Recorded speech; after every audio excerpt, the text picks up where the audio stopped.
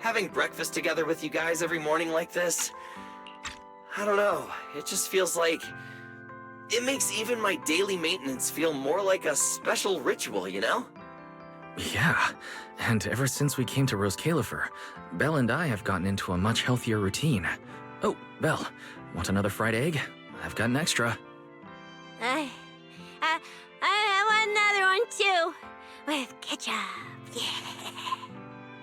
Wait, Cecilia, that's not ketchup! That's my maintenance oil!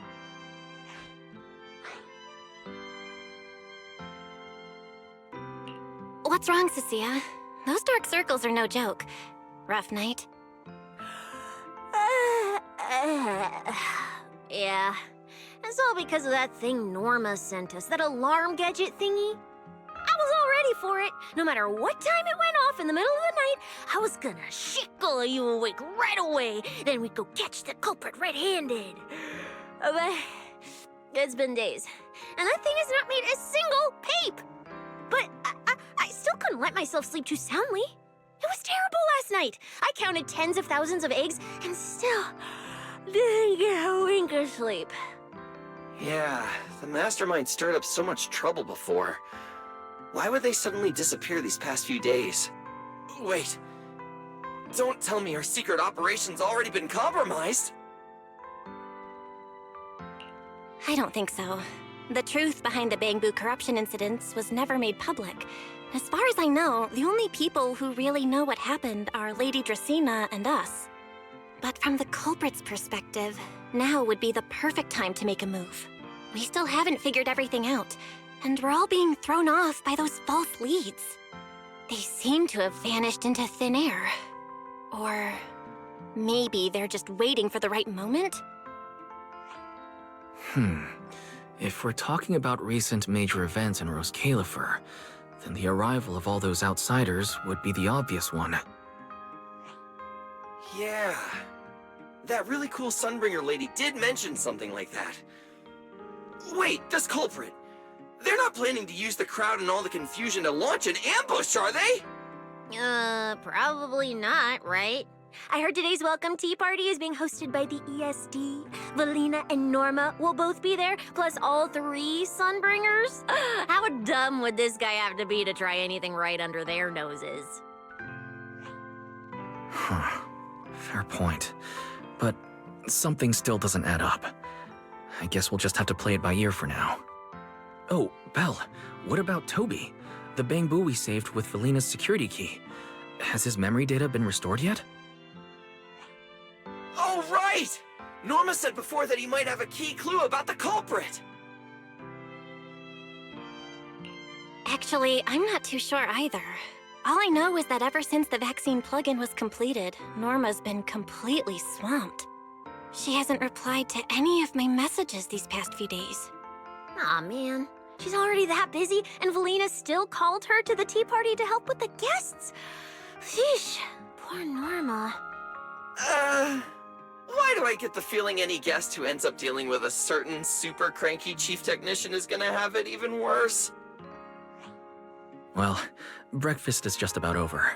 Billy, Cecilia, we should get going and pick up a few everyday essentials. Sounds good! Ready anytime! I'll stock up on motor oil while the sale's on! Pudding! And my pudding! Half-price pudding! I'm buying a whole case and stashing it in the fridge! Belle, you're really not coming with us?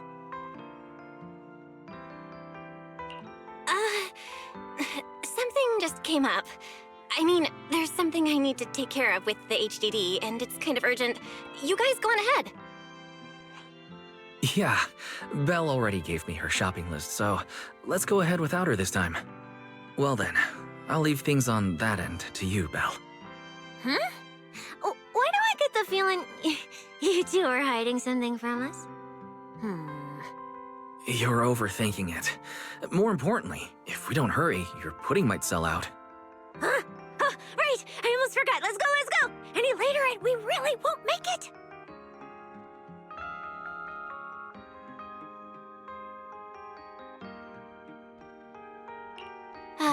Finally, I have Amber Hall all to myself. It's almost time. That girl. She does have quite the knack for making things difficult. But it's broad daylight. How's she planning to get here?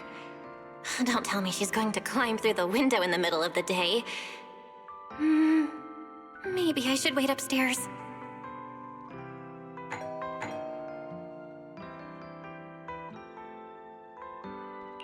Huh? Someone's here? Who could it be? And of all the times... Fine. I'll see who it is first, then figure out how to get rid of them. Hello! Your food delivery is here! Rawr! Food delivery? We weren't expecting any... wait, that voice? It's you? Oh my! You recognize my voice right away. And I could have sworn I sounded pretty convincing. Come on, don't just stand there in silence. Give me a hand. Huh? With what exactly?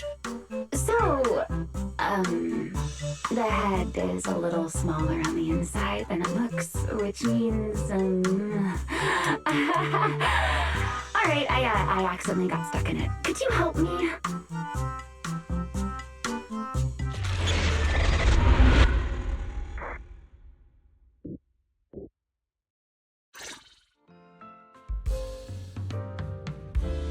Whew! What a relief. I had no idea it would be so stuffy inside that costume. I nearly suffocated. Right. The legendary first-generation Void Hunter almost got soloed by a mascot costume. Wait a second. Where'd you get that costume? Where's the real Mr. Roar? Him?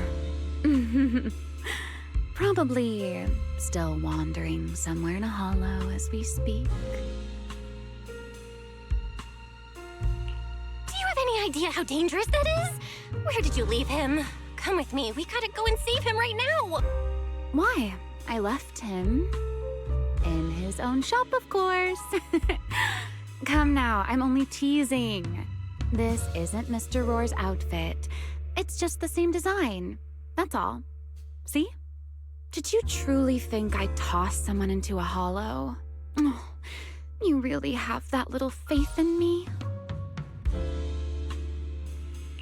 And whose fault is that exactly? A certain someone never says anything straight, only speaks in half-truths and riddles, then disappears halfway through.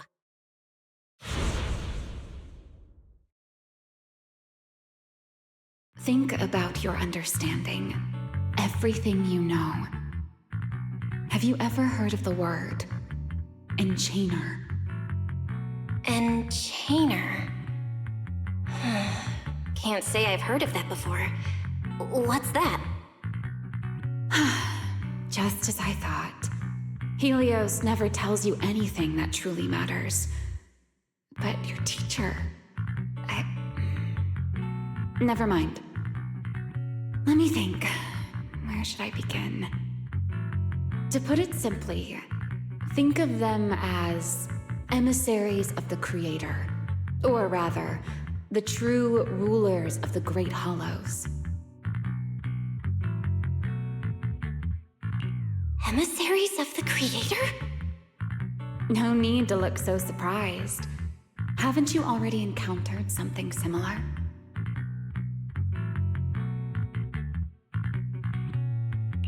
You mean, from that time in Lemnian Hollow? The Creator's vessel. Bingo. You got it. Still, while it bore some resemblance to an enchainer, it still had quite a long way to go before it could truly become one. Of course, had you not stopped it back then and instead let it fully absorb the Qingming Sword's power, it likely would have fully evolved into the Enchainer of Lemnian Hollow. It would have gained full dominion over the laws within Lemnian Hollow, whether that's miasma or anything else. Just thinking about it, that would have been a tough battle. Enchainers? Qingming's sword? Hang on, how did we end up talking about all this? Weren't we talking about Girtablullu? We are, aren't we?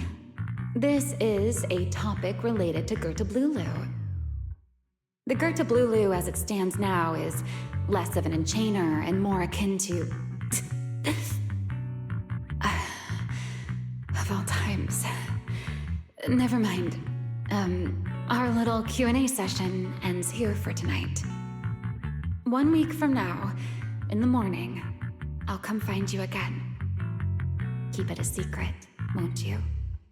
Imagine if anyone found out that Miss Transfer Student is actually a partner in crime to Miss Fugitive. Just thinking about the trouble that would cause gives me a headache. Huh? Wait! Remielle! Don't go! At least finish what you were saying!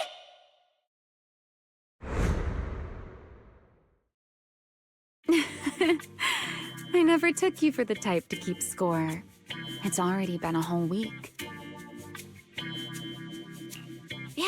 Yeah. I hold grudges. So what? You just walked off mid-conversation and left me here waiting in suspense. You owe me an explanation. Oh, don't be such a sourpuss, little grudge holder. Keep digging into every little thing, and people might start thinking you're not very cute, you know. Let's return to the topic we left unfinished that night. What exactly are Girtablullu and Bashmu? The answer is quite simple. They're both enchainer larvae. Beings with the potential to become enchainers, but have yet to do so. Enchainer larva? Correct. Similar things appeared in my time as well, but no one ever learned where they truly came from. And now, that thing you encountered in Lemnian Hollow, perhaps someone has finally found a way to create or control an enchainer larva. Who can say?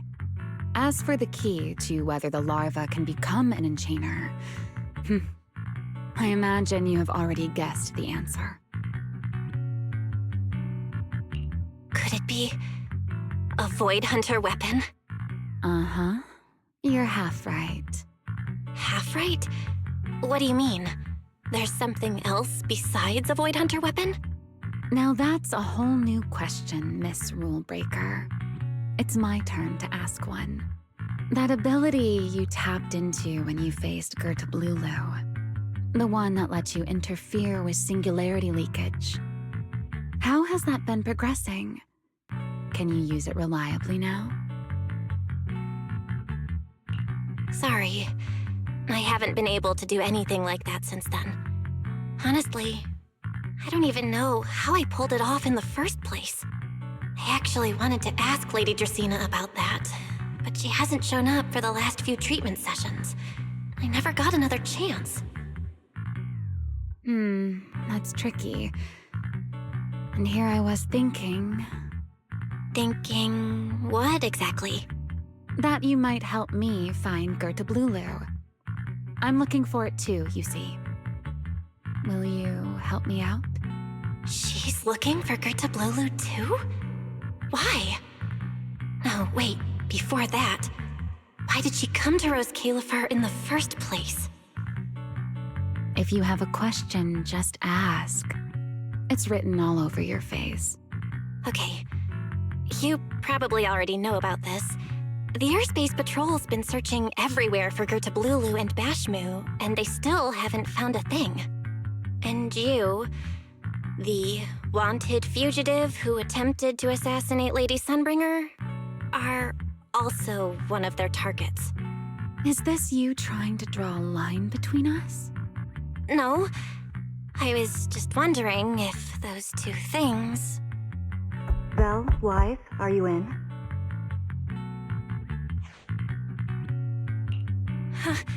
Was that Felina? What's she doing here? Uh-oh. Remielle, hurry up and... Please pardon me. It's about something urgent, so I let myself in. Hi. Good evening. Good morning, Valina. Good morning. Are you having breakfast with Mr. Roar? Huh? Mr. Roar? Oh, right. Mr. Roar and I are, No, Lady Valina. I only stopped by to confirm this lovely young lady's order. Rawr! Order? right. Cecia's birthday is coming up, so I wanted to order a cake for her. But this forgetful young lady forgot to pick a flavor. That's why I'm here to confirm it with her. Rawr! Looks like you two have serious business to handle, so I won't keep you any longer. Rawr! As for the flavor, miss, give it a little more thought. I'll stop by again tomorrow morning to confirm your choice. Rawr! Mr. Roar seems somewhat different from usual today. Maybe a little. Oh, right. What brings you here today? Yes, I do have a rather audacious request. Belle, I would like you to accompany me to today's tea party. You want me to go to a tea party with you? Yes, you must have heard already. Guests from New Eridu will be arriving today. I have reserved Cup a Moment and prepared a welcome tea party for everyone. Originally, Norma was supposed to attend as the technical expert, but Toby's memory restoration has reached a critical stage, and she simply can't step away right now. Wait, are you saying you want me to pretend to be Norma? Not quite like that. Belle, I would like you and Wise to attend with me as the collaborators recommended by Mayor Mayflower. On top of that, since you arrived on our island a little earlier, I believe sharing your experience here with the guests at the tea party would help everyone settle in a bit faster. Got it. Wise went shopping with Billy and Cecilia earlier, but I can go with you. Oh, thank you for understanding, Belle. Let's go. Lady Linvern, thank you for inviting us. Eldrada was the one who... The view here is really nice.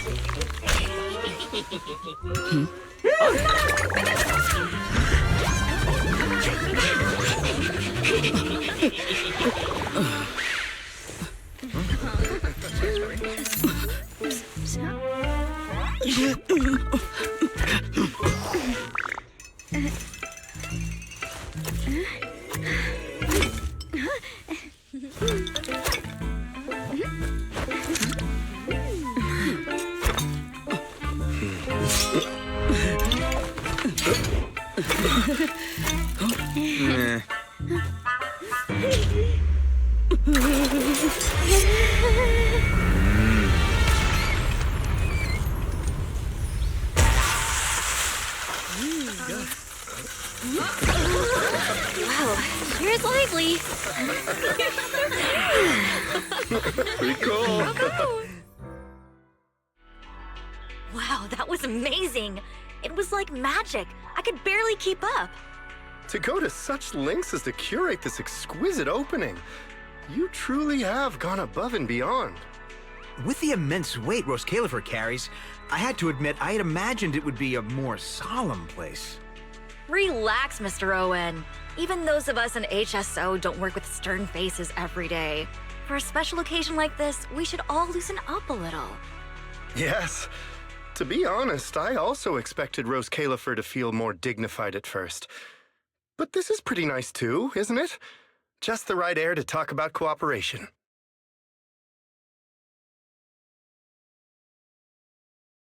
Oh, thank goodness we were spared any major complications. what happened just now? That wasn't part of your plan, right? Hardly. If I'm not mistaken, this little mishap is the handiwork of those little ones from the Enna gang. Enna gang? Judging by the name, is it related to Bangbu? Indeed. In Rose Califer, many small groups form spontaneously among Bangbu, almost like clubs. The Enna gang is one of them. As for the Bangbu there, they always say they're acting in the interest of Rose Califer and all Bangbu. But to everyone else, what they do looks more like pranks. For example, a few days before your arrival, the huge pile of bananas in front of Aurelia Academy was also their doing. It was their way of voicing their grievances against the newest logic cores. I heard they originally planned to lay out banana peels, but Bangbu do not eat bananas, and they did not want to waste food, so they simply stacked the bananas instead. As it turned out, the students thought they were a special courtesy arranged by the ESD, and they were quite delighted for a while.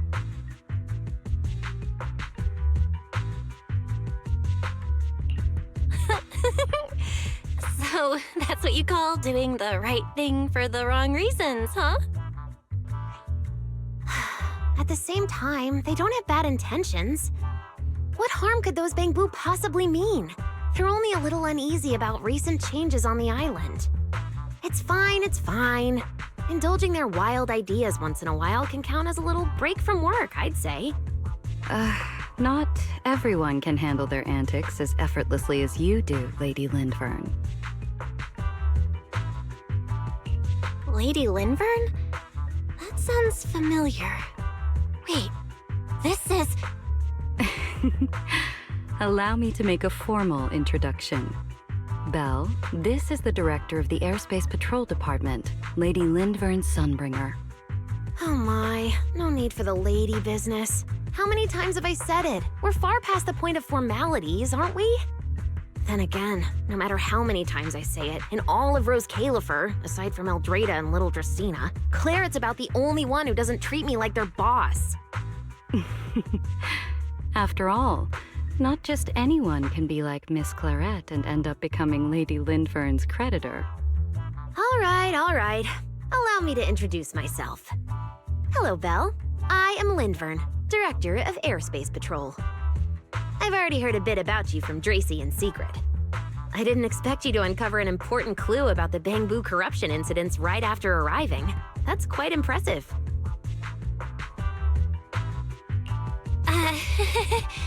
You're too kind, Lady Lindvern. I really didn't do all that much. Well, I'll be counting on you later, all right? Oh, also, no more lady this and lady that. Just call me Lindvern. Okay, I'll try to get used to it. Wait, later? What are we doing later? What else? The troublesome parts of the tea party, of course. I'm terrible at occasions like this. All that stiff etiquette, the small talk, having to smile the whole time. Eldrada or Dracaene should have attended, but Eldrada's been busy with who knows what lately, and Dracaene's tied up with the CCD's singularity leakage, so I had no choice but to make an appearance. Dealing with all that formality, just thinking about it is exhausting. So, I spoke with Valina. Well, actually, Lady Lindvern was the one who insisted on asking you to come. So you haven't told her yet, Valina? Oh well, no matter. You look like the type who's good at socializing. I'll leave it to you, all right?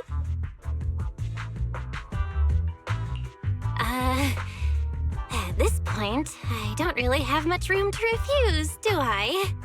The third Sunbringer, Lindvern of Airspace Patrol. I didn't expect her to be like this at all. And what she mentioned earlier, the singularity leakage at the CCD. Speaking of which, Lady Lindvern, has the singularity leakage at the CCD still not been cleared up? Yeah, it seemed to have returned to normal at the time, but the surrounding area hasn't fully left its activated state. In other words, it's only dormant for now, and could flare up again nearby at any moment. I've already sent people to help handle it, but Tracy will probably be busy for a while yet. Once she's done, I'll ask her what happened. And maybe pinch those little cheeks of hers too. Oh, right. Speaking of talking to people, don't forget to say hello to Claret later. Claret? That girl over there. See her? The blonde one with the expression that says, "You owe me 200 million dennies, so pay up before you even talk." She's the director of Flint Workshop and the current heir to the Flint family. All the porcelain used during your treatment was produced at the workshop in Virium. I only returned from there with her yesterday.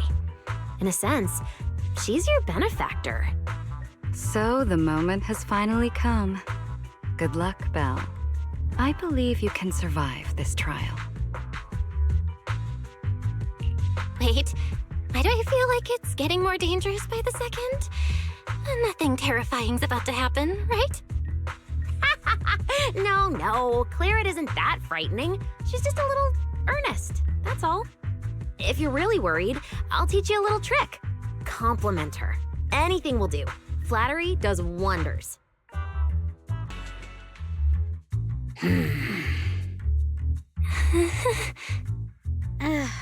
So, who are you? Another outsider? You've been staring at me for quite a while. Got something to say? Or is this some kind of new Eridu etiquette? Sorry, Miss Claret. I was just thinking how I should properly express my gratitude to you. Gratitude? Are you sure you've got the right person? Did I help you with something? Oh, wait, I get it. So you're the one Dracaene and the others are trying to save. Yes, that's me. Thank you very much for your help during my treatment. Oh, I forgot to introduce myself. I'm Belle. Nice to meet you, Miss Claret. Help? Funny, I don't remember doing anything like that. All I remember is someone sweet-talking me into investing in some ridiculous long-term treatment project, then burning through at least 3 days' worth of my workshop's porcelain output in a single day. As for how that turned out, that has nothing to do with you or that byproduct inside you. I'll go have a nice little chat with that innocent-faced little liar myself. Wow, she really doesn't pull any punches. Maybe I should try complimenting her just like Linvern suggested. Might lighten the air a little. Is there anything else? I'm truly sorry. I never imagined my treatment would require so much porcelain. I know this is an incredibly rare and valuable material that only Flint Workshop can produce. I'll repay your kindness somehow, and I'll never forget what you've done for me. Good. At least you understand. Hey, wait, don't just bow all of a sudden. You don't need to be that formal just to thank me. Everyone's watching. Honestly, you... fine, I'll let it slide since you're at least being reasonable about it. Drop by my workshop sometime. I'll personally take a look at that etheric other situation of yours. I ought to know what my family's porcelain ended up being used for, shouldn't I? Please don't worry, Miss Claret. I'll try my best to make up for your losses and prove your investment was worth it. All right. Save the pleasantries. Dracaene and Linvern say the exact same thing every time they're trying to squeeze more porcelain out of me. I've heard it all before. Miss Claret, you're so kind. Don't suddenly say things like that. People are going to get the wrong idea. Anyway, I won't hold the porcelain thing against you today. I mean, none of this was your fault to begin with. In a few days, I'm gonna track down Dracaene and settle this properly. This time, I won't let her bat her eyelashes and worm her way out of it. Somehow, my impression of Lady Dracaene just changed a little.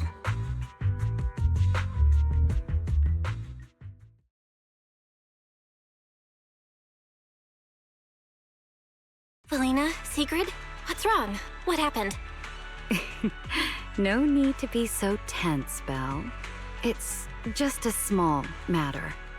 Not all the guests scheduled to arrive on the island today have shown up yet. One of the airships ran into some trouble while passing through the storm belt, That held things up a bit. They're just now pulling into port. The tea party's already halfway through, and neither Lady Lindver nor I, since we're the ones hosting, can just slip away in the middle of it. So, I will be the one in charge of welcoming this batch of guests. And, Miss Belle, I would like you to come along with me. Huh? I gotta tag along too? Well, here is my request. Most of the guests aboard this airship are scholars specializing in holo technology. Compared to the warriors of Airspace Patrol, I think they would find much more to talk about with Miss Belle. I see. Got it. Leave it to me. Your understanding is appreciated. Now then, no time to waste. Let us move out. The last time I was here was just after we first arrived on the island. We left familiar 6th Street with Norma and set foot in Roswick for the first time.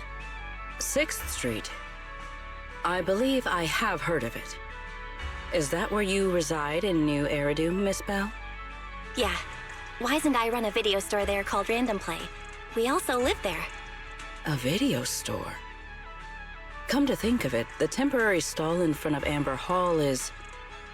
Ah, I see. That explains it. If you're interested, Sigrid, wanna get a membership card for our shop? It's really handy for renting tapes, and it works at the stall too. I shall give your suggestion due consideration, Miss Belle. Ah, the guests have arrived. Miss Belle, let us greet them.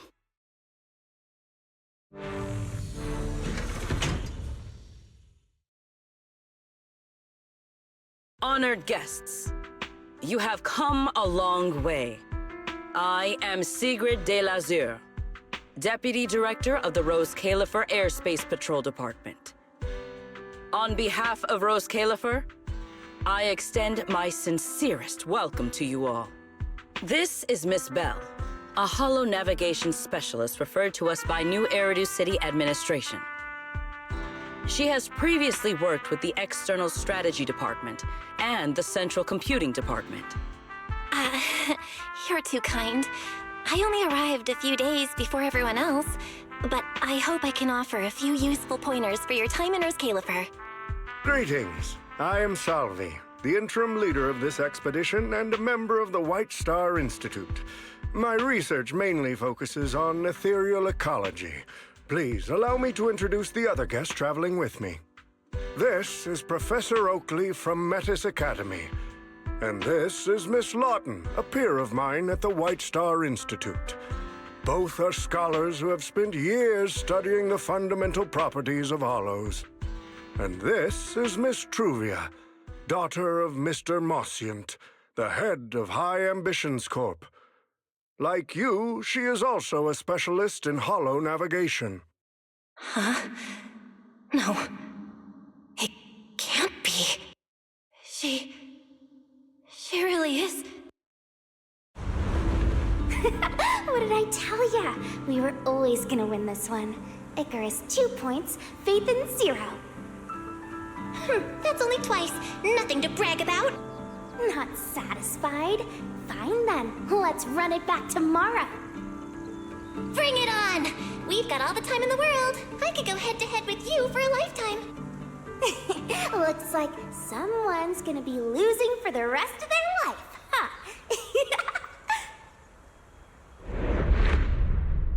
Truvia, what did you just say?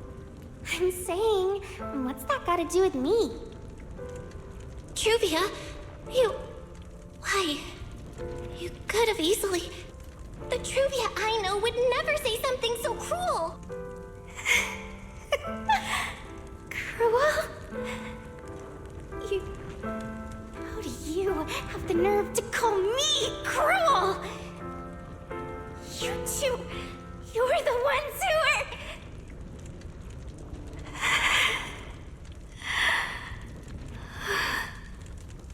Forget it. Let's just say goodbye here, Phaethon.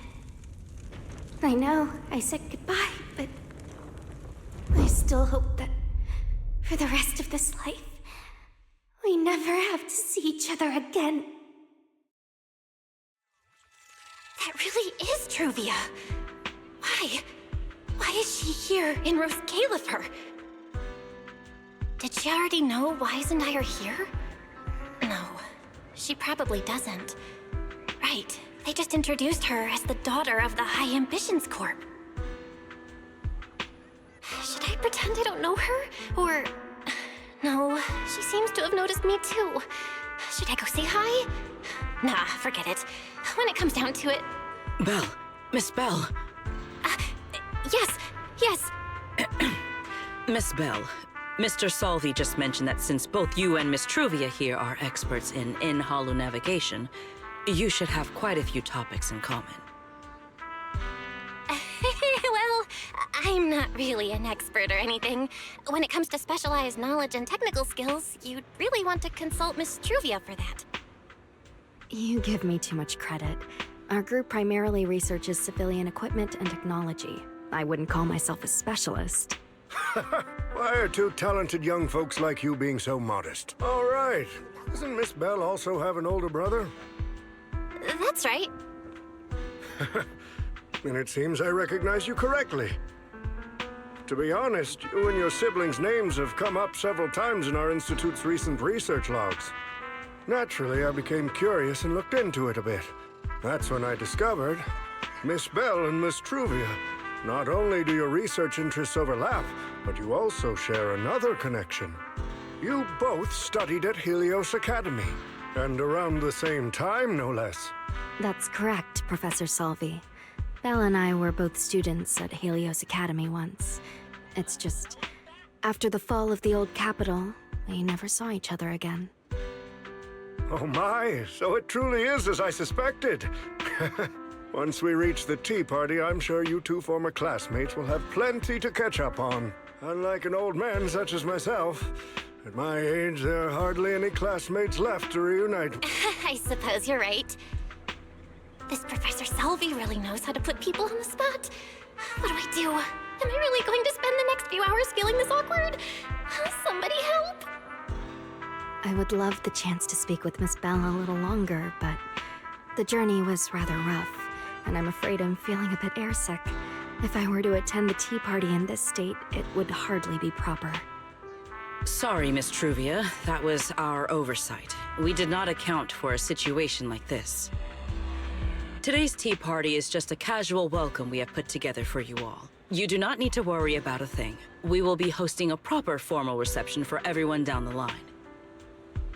If you are feeling a bit under the weather, how about having Miss Belle accompany you for a stroll in the nearby park so you can rest?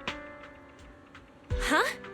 Miss Truvia politely declined the tea party. She probably wants to catch up with her old classmate who she has not seen in ages. Miss Belle, too. She seems to have a lot to say to Miss Truvia. Yes, that must be it. Then allow me to lend you all a helping hand. Since Deputy Director Sigrid has suggested it, Miss Belle, if you have no objections, I would be happy to accept. Why would I object? I'd be happy to. Rest assured, Miss Belle. Leave everything here to me. Please, take all the time you need to enjoy your walk with Miss Truvia. I shall explain the situation to Lady Valina. The nameplate really does say Porceloy. I heard Roswick was the homeland of Porceloy, but I never imagined they'd use it for public decoration.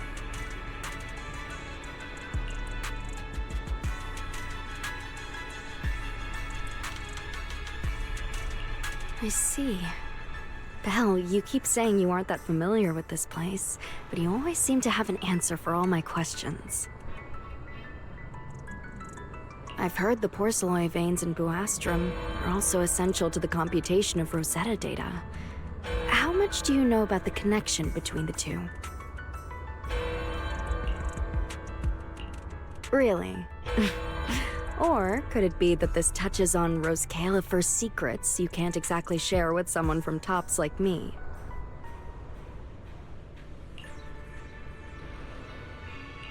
Next time, huh?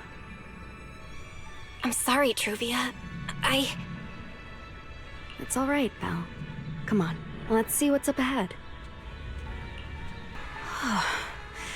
It's so cool here, and the breeze is nice.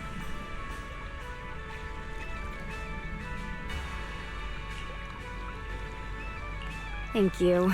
I'm feeling much better now. This flight was way longer than expected, and I ran out of motion sickness medicine halfway through.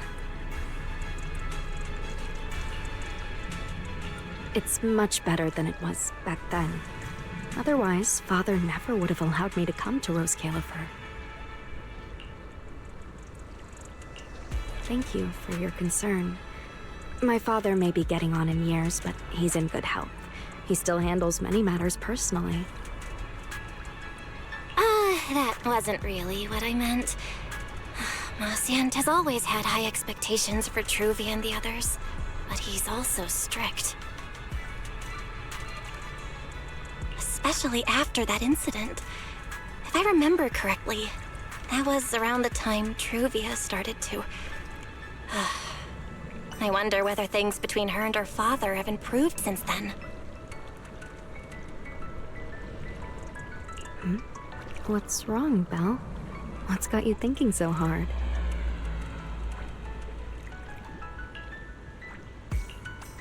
All right, then. Let's keep going. Please do not toss objects into the fountain or step on the grass. Help us keep the party. Oh, it really is a chessboard. I feel like it's been ages since I last played a game of chess. Same here. I still remember. Back then, we were both really into chess. Whenever exams weren't looming over us, we'd always be going head-to-head on the board. I was pretty clueless, always ticking you off without even realizing it. Picking fights over the dumbest little things. It's fine, Belle. That was a long time ago. Oh, right. How have you been all these years? And your brother, Wise, is he doing all right? We're both doing great. My brother, he hasn't really changed at all. Still fussing over every little thing like a total worrywart. A few years back, we opened a video store called Random Play on 6th Street in Janus Quarter. Business has been... decent, I guess. If my brother didn't keep ordering all those weird documentaries on a whim, business wouldn't be so bad. If you ever have some free time, Truvia, you should totally swing by. I'll have a word with Wise. We'll hook you up with a top-tier membership card, the permanent free kind. You can rent whatever videotape you want. Well then, let me thank you two managers in advance. What about you, Truvia? All these years, have you been doing well? I guess I'm doing all right. Over the years, with my father's assistance, I've continued my research on holo communication and navigation. Back in the day, as one of the primary investors behind Helios Academy, High Ambitions actually retained a small portion of the related research materials. My father plans to adapt the technology for commercial civilian use. Fortunately, that's something I can help with. What Truvia means is High Ambitions Corp. They've been conducting research related to the HDD this whole time? Does she go in and out of hollows as much as I do? If so, what's the condition of her ocular implants? Marciant, High Ambitions Corp. Do they even know that Helios never actually resolved the hidden dangers behind this power back then? No, I need to make things clear with Truvia, even if it means... Truvia, Truvia, are you still using the ocular implants Helios Academy put in us? As fellow holo navigation specialists, I think we both already know the answer to that question, don't we? Of course, I'm not trying to point fingers, and I have no intention of judging the choices you've made. But for me, I don't want this power to go to waste, and I don't want the memories tied to it to be forgotten along with it. Truvia, you've got it wrong. That's not what I meant. That incident back then. Helios Academy never fully resolved it. And not long ago, my ocular implants started acting up again. Enough. Let's not talk about this anymore. I want to hold on to those memories, but that doesn't mean I want you tracking me back to that day. I don't want today, this day of our reunion, to become the continuation of that day. Sorry. It's okay. That's all in the past now. And childhood, it's nothing more than the briefest chapter in our long, drawn-out lives. Compared to the present and the future, it's insignificant, and not really worth you and me bringing up over and over again.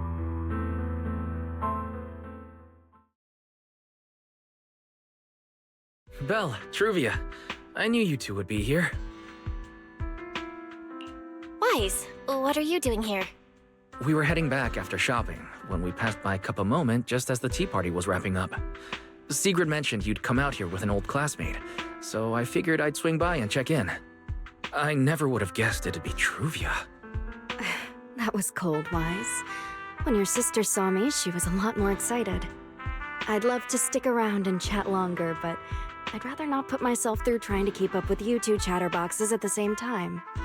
Now that the tea party's over, I should head back to the place the ESD arranged for us before my companions start worrying. Wise, Belle, I'm really glad we got to see each other again here in Roswick. Maybe next time, if we get the chance, we can sit down and catch up properly. No need to walk me back. I've checked the map, so I should be able to find my way. Besides, I'd like some time to myself. I'll see you around.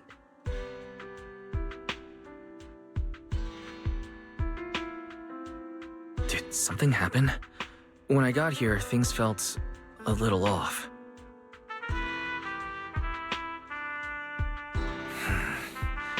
I didn't expect things to turn out like this. Sorry, Wise. I got ahead of myself. I should have thought it through before bringing up the ocular implants with her. It's okay. You meant well. Don't overthink it. The power inside us. We don't know how much Truvia understands it. But if anything goes wrong, we're going to have a serious problem. But there's no way to talk about this without bringing up Serpico. We need to find the right way to tell her.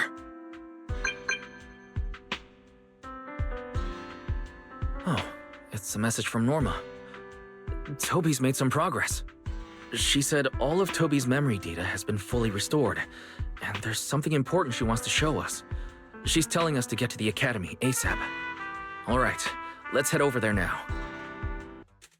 Belle, Wise! What took you two so long? Norma, did you find anything in Toby's memories? Any clues about the culprit? What exactly did they do to those bamboo? Whoa, slow down! Your expectations are way too high. Now you're making me nervous. Anyway, just like I said in the message I sent you, Toby's memory restoration work is done. Some of the data's been totally wrecked by corruption, but no biggie. I still managed to dig up someone who looks like a prime suspect. I've already seen it plenty of times. Here, take a look for yourselves. So you actually woke up, huh? Sorry. If you'd just been a little more cooperative, it wouldn't have had to come to this. Poor thing. In a moment, you're gonna get in that machine, nice and quiet. Shh. Don't be scared. Soon you won't remember a thing. You've been entrusted with a very important mission. Don't forget that. This guy. Who is he? Based on what he said, he's gotta be the culprit. Exactly. That's what I think too. Unfortunately, though, Toby had already completely lost the ability to move by that point. He never got a look at the culprit's face. Even though we've confirmed there is a culprit, we don't have a lot of clues beyond that. Wait, the culprit mentioned something about getting Toby into some kind of machine. If we can find that machine, we might be able to track him down. Wise, that's it. If we can find that machine, we can follow the trail straight to the culprit. But where do we even start looking? Huh? Norma, over here. On the wall behind him. Looks like there's something there. Can you zoom in on it? You got it. Huh. It looks like graffiti, but not the random kind. It seems more like some kind of symbol. Wait, isn't that the symbol of the Enna gang? The Enna gang? I didn't expect this to be Enna gang turf. Wise, Belle, do you know anything about them? I ran into them at the welcome tea party today. Thankfully, it was just a few harmless pranks. Nothing serious. Oh, again? Those little guys sure have energy to burn. But how did they end up getting involved with the culprit? It's also possible that the culprit just happened to be on Enna gang turf. I've heard the Enna gang is an organization that really cares about Bangbu rights. They shouldn't be colluding with humans who intend to harm Bangbu. Looks like the only way to find out is to check out the Enna gang's turf ourselves. Norma, do you know where we should start looking? I don't know the exact location. I just heard they sometimes meet up near the Clink Market on Gear Street to swap bottle caps they've scavenged. Clink Market? Bottle caps? Mm-hmm. The Bangbu have their own little market, right on Gear Street. Oh, right. They've been doing road work around there for a while. Probably haven't been there yet, huh? Gear Street is where the Bangbu hang out. It's packed with facilities catering specifically to them, and Bangbu loves settling down there. Some people even call it Bangbu Street. Same place, different names. As for bottle caps, I don't know if you've noticed, but the Bangbu in Rose Califer are absolutely obsessed with collecting all kinds of bottle caps. They've basically become hard currency at this point. More useful than Denny's, even. So basically, if we want to go collect intelligence from the Bangbu, we'll need to have some bottle caps ready. Huh. Oh, I just got an idea.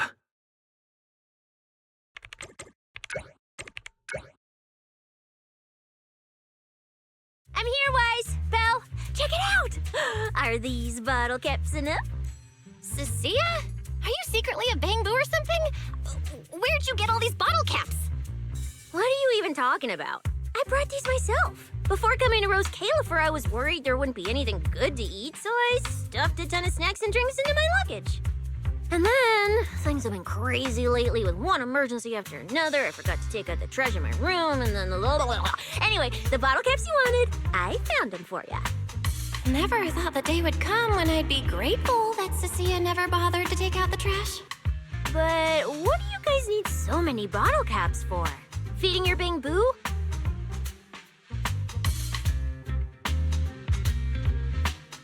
Oh, I see. Then what are we waiting for? Let's get moving. I'll sit this one out. With someone from the ESD tagging along, I doubt you'd get anyone to talk. Here, I've marked Gear Street on the map for you. The road there should have been fixed up yesterday, so you can head straight over. But hey, don't go telling anyone I'm the one who tipped you off. All right, let's go. We'll catch you later, Norma.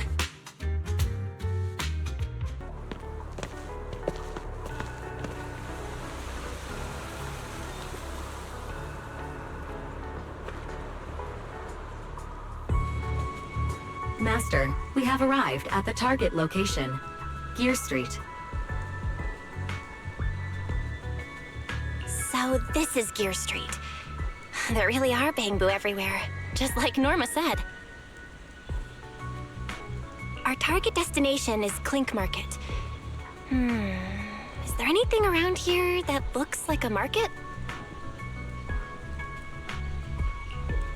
Well, based on my extensive experience solving cases as a public security officer, over there! That red mailbox, that one. The little door next to it looks extremely suspicious. It might look completely ordinary, but did you notice? That bamboo by the door!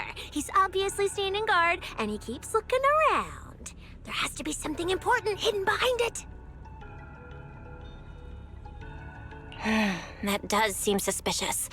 Let's go check it out.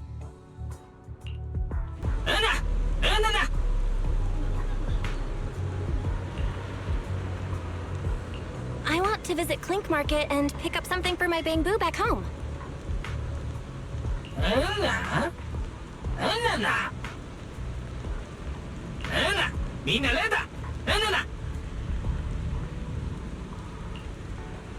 Yeah, this store is way too small. But at least I found the right place. Clink Market really is here. How am I supposed to get in? I've got it. Eos!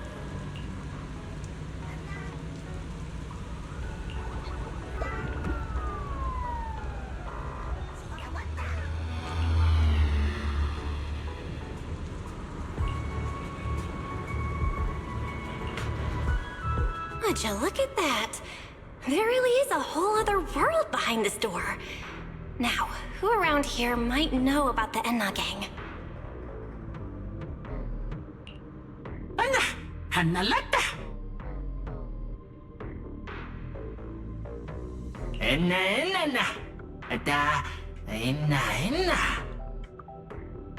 That bamboo seems really well informed. I'll go ask them about it.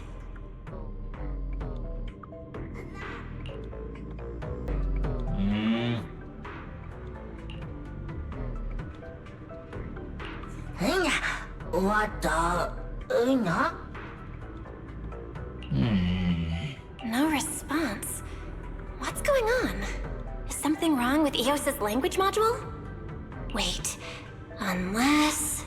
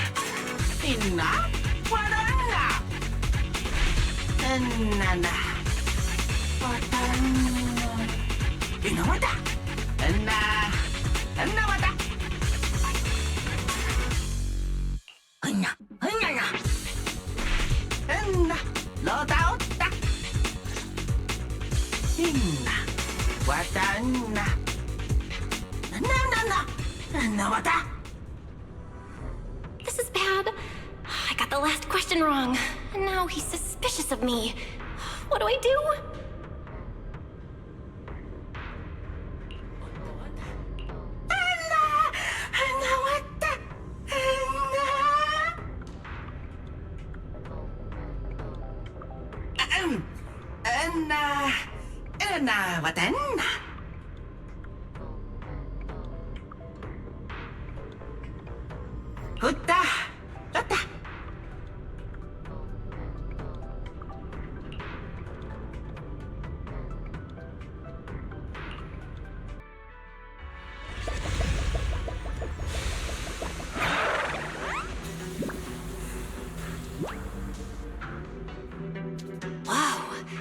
I never expected such a huge space beneath Buastrum.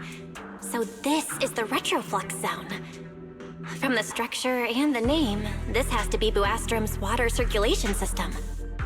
According to the guard, if we keep going a little further, we should see an elevator that goes down to the Enna Gang's hideout.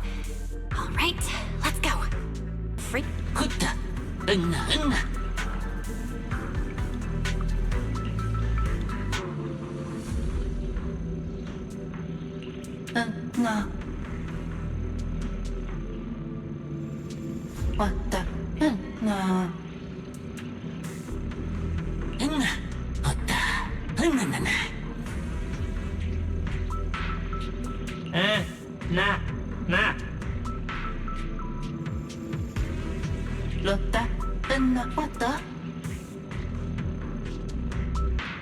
Wait, why are they all looking at me?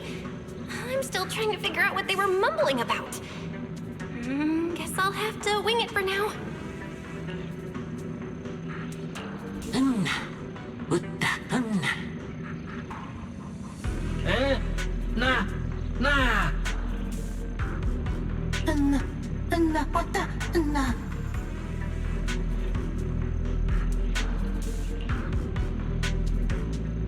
The elevator's broken. Let's look around. Maybe there's another way to reach the Enna Gang's hideout.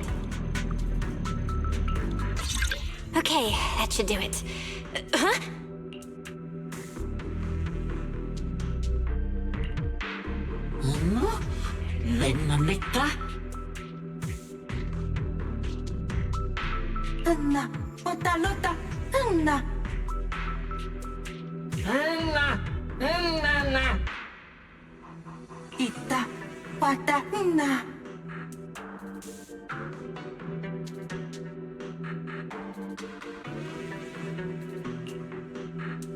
The Enna Gang's Bangbu keep mentioning this revelation.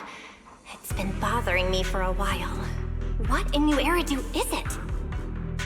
Could it be a clue about the perpetrator? Or maybe...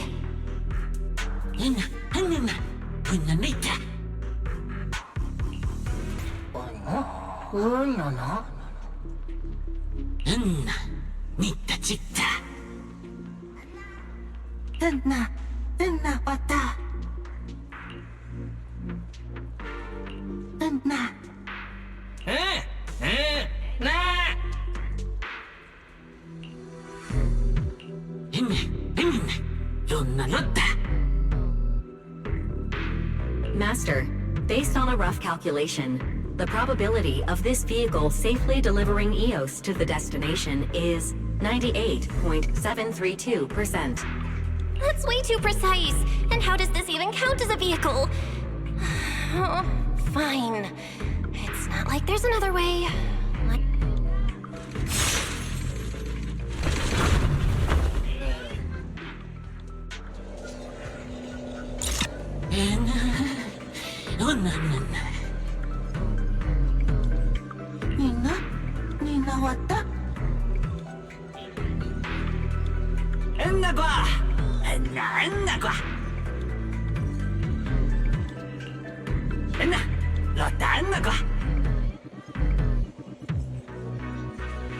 Griff. So he's the boss of the Enna Gang. Maybe he knows something about the perpetrator. Come to think of it, this place really does look a lot like what we saw in Toby's memories. Also, something's really strange. Almost all the Bangbu here seem to be Databu. But why?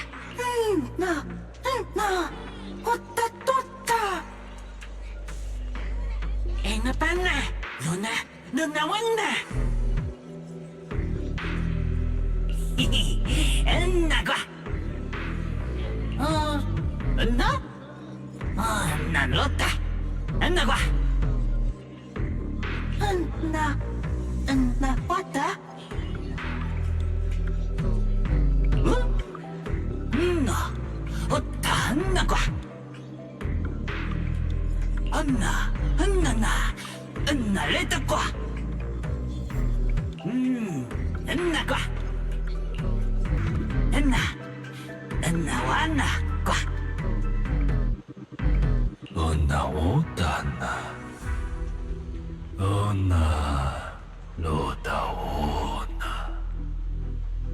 So this is Prophet Boo, the oldest Bang Boo of the Enna gang.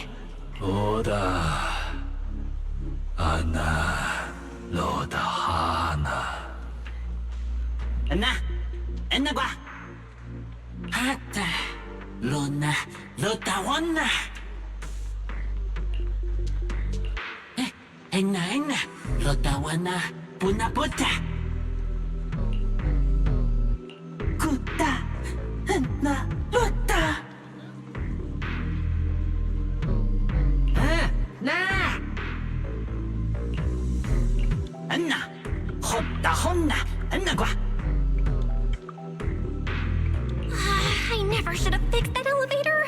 How was I supposed to know it'd end up like this? This revelation thing, I don't even know what it is. What am I supposed to say? Apologies, Master. No relevant data found regarding the Enna Gang's revelation. Suggestion: respond vaguely and attempt to bluff your way through.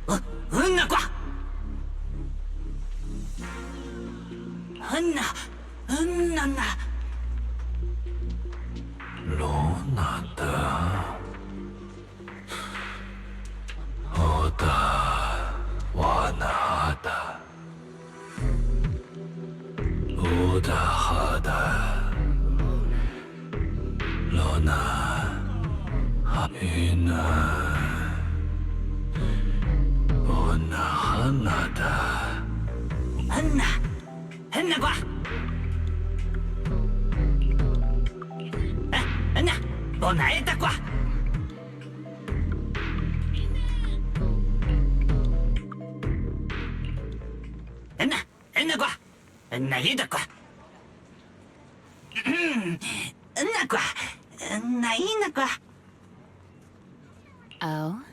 Is that so? Then come on in.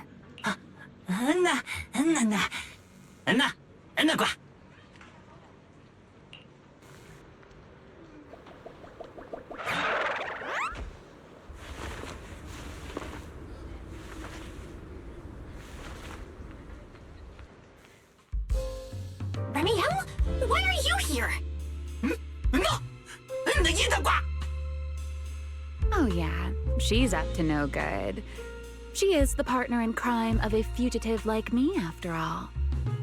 Answer me, Remielle! Why are you here? And what are you doing with the Enna gang? Oh my, that is a curious question. Barging into someone else's home uninvited, then starting with, "Why are you here?" How terribly rude. Oh, wait. I suppose I did something similar myself not long ago. Never mind. Not important. Yes? Haven't I mentioned before? This is the proxy from the External Strategy Department.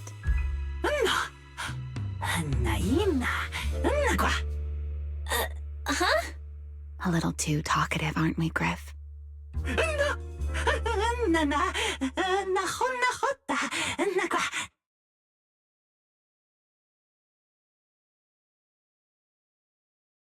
Well then, it's just the two of us now, my charming little Bang Boo.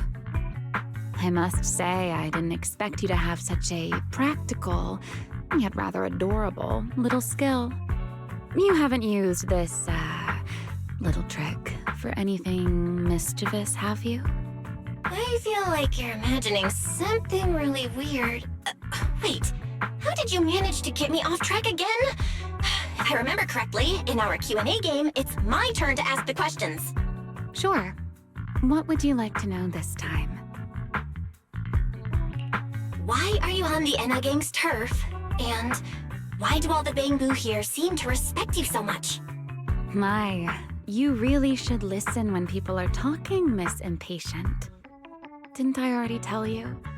This is my home. What's strange about finding me in my own home? So, you're the real leader of the Enna Gang? What are you talking about? The leader of the Enna Gang is Griff, the one who brought you in just now. Me? I'm only a poor soul they took in recently, that's all. But don't the Enna Gang's Bangbu hate humans? Why would they? Because the Bangbu they call Prophet Boo saw me once, long ago. It must have been over 100 years ago. I never imagined a Bangbu could live that long. In his eyes, I'm still the Void Hunter, and a friend of their mother, Lady Sunbringer, the person they hold most dear. But that makes even less sense. Weren't you wanted because you tried to assassinate Lady Sunbringer and failed? In which case, shouldn't the Enna Gang's Bangbu hate you even more? Oh, that part's simple. Because, as far as the Enna Gang understands it, the 3 Sunbringers now governing Rose Califer, they're all imposters. What did you say? The 3 Lady Sunbringers we have now, even if they're not exactly as they once were, they're still Sunbringers, aren't they? Who knows? At the very least, the Enna Gang Bangbu don't see it that way. They believe only in the revelation they saw. And to them, it's proof that the true Lady Sunbringer is calling out for help. The revelation they saw, what exactly was it? How should I know? I'm not a Bangbu.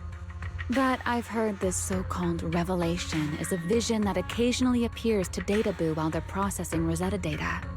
The true Lady Sunbringer, imprisoned in endless darkness. Huh? Wait, hold on. The real Lady Sunbringer is imprisoned? By whom? No, that can't be right. There's no way anyone could pull off something like that. Sorry, I've got no idea either. All right, Miss Curious. I've answered quite a few of your questions already. Is it my turn now? What do you want to ask? No need to be so nervous. Aren't we close enough to tell each other anything by now? My question is the same as yours. Why are you here, my dear Proxy? Remember Toby, the Bangbu we rescued from Girtablullu? We managed to restore some of Toby's memories. He was kidnapped, and the place where it happened had Enna Gang graffiti. I see. So you've come to the Enna Gang looking for answers. Singularity leakage, the culprit behind the Bangbu case, the Enna Gang, Girtablullu. If my guess is right. What is it, Remielle? No, it's nothing. Just a passing thought. Speaking of which, how about I do you a little favor, Miss Detective? I can step in as Lady Remielle of the Enna Gang, put in a good word for you, and have the Enna Gang Bangbu assist you in locating this, crime scene. Really? That'd be a huge help, Remielle. Thanks. Wait. There's a catch, isn't there? No, knowing you, of course there is. All right, out with it. What are you plotting this time? Wow, Miss Detective. Isn't that a little much? I told you my condition ages ago. Help me investigate Girtablullu. And if I'm not mistaken, Girtablullu and the culprit you're after may end up being connected.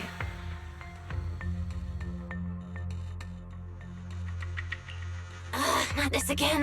Enough with the riddles already. Remielle, could you please clarify what you mean? Very well.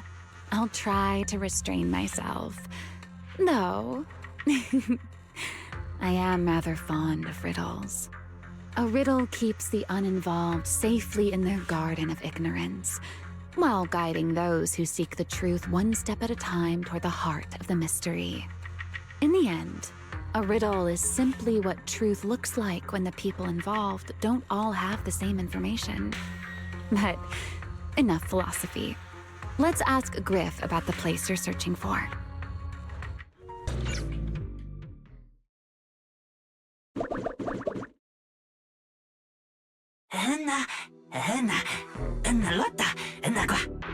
Just as I'd expect from you, Griff.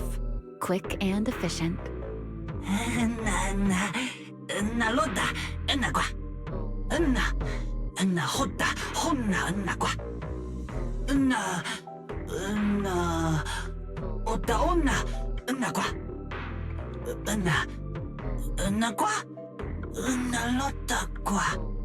Don't worry, Griff.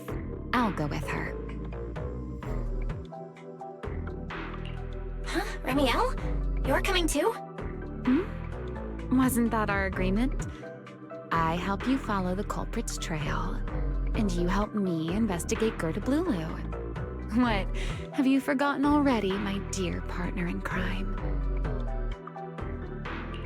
Something's not right. Did you just talk me into this again? This is one of those moments when overthinking won't do you any favors, Miss Detective. Besides, rather than concern yourself with such trivial details, my adorable little Bangbu, before we officially set out, could you change back into your proxy form for me? Those short little arms and legs won't be much help after all.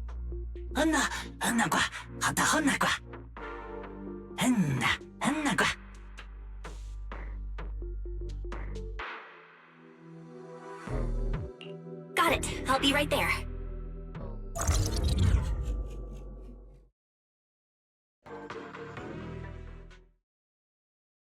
So, we've confirmed that the place where Toby was kidnapped is indeed at the very bottom of the retroflux zone.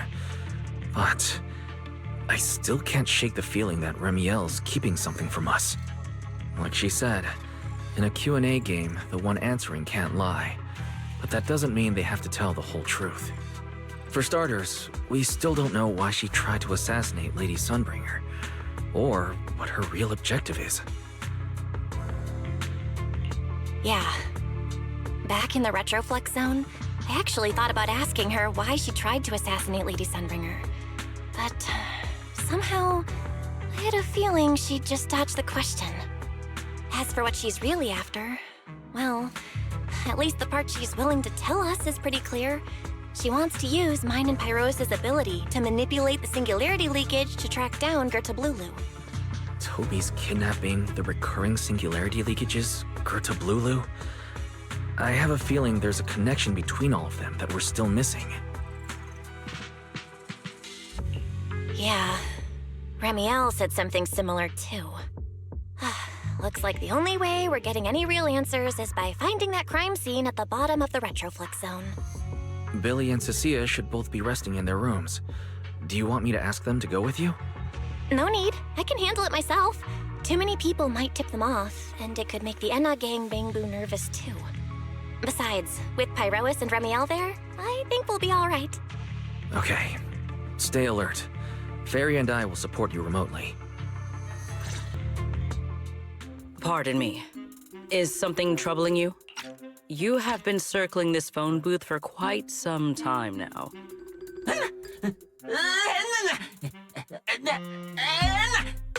Huh? But it is behind you. Sigrid? Didn't expect to see you here. What's going on? Greetings, Miss Belle. While on patrol, I came across this Bangbu citizen.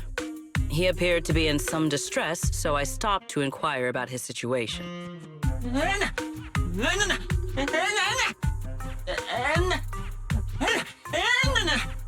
Waiting for someone? And who might that be?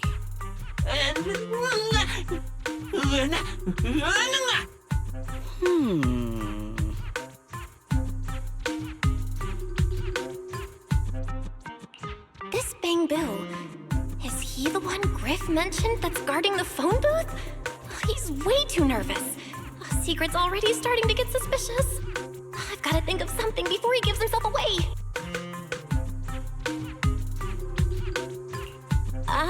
Sigrid, actually. The person he's waiting for is,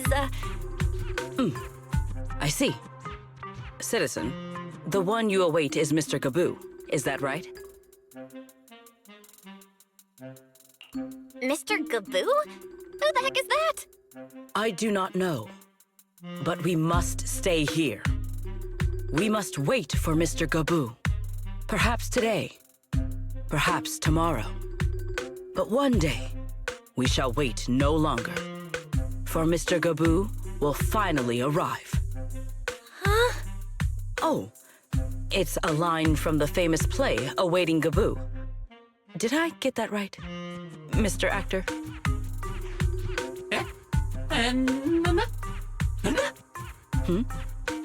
Are you not an actor from Spotlight Theater? But the line you just quoted was unmistakably from...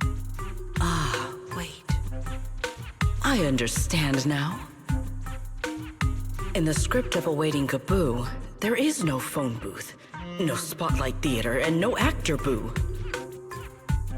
He must have immersed himself in the role for so long that he is still mentally in character.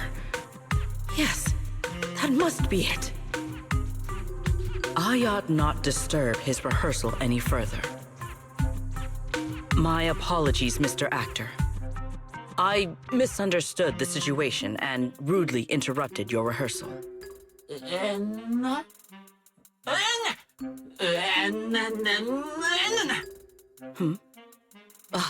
Indeed. Only by holding fast to courage and conviction can we fulfill our duty to protect Rose Califer. These two? How are they even having a conversation right now? They're not talking about the same thing at all. Whatever. At least Sigrid doesn't seem to suspect anything. If she finds out where Remielle is, explaining everything would be a nightmare. We've come this far already. I'll just play it by ear. Well then, now that the misunderstanding has been cleared up, I shall not interrupt your rehearsal any further. Farewell, you two. I wish you a pleasant day.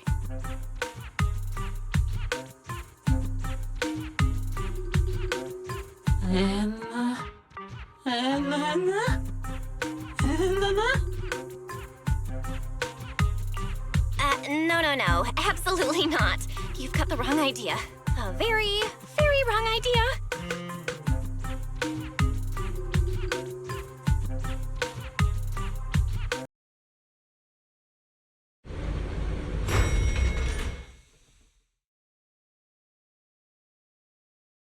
Here we are. The bottom floor of the Retroflux Zone. Just like the energy hub I visited before. The lingering ether here isn't normal either. The concentration and activity levels are way off. In other words, there's probably another singularity leakage deeper inside. Come to think of it, Griff mentioned something like that too.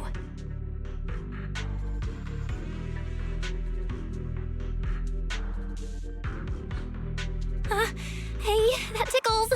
Remielle, what are you doing? Why, to bring a certain someone back from her own little world, of course. Now then, Miss Detective, what new clue have you uncovered? Oh my, are you upset? Then how about this? I'll give you a feather as well, and you can try to get me to sneeze too. Then we'll be even Steven. Deal?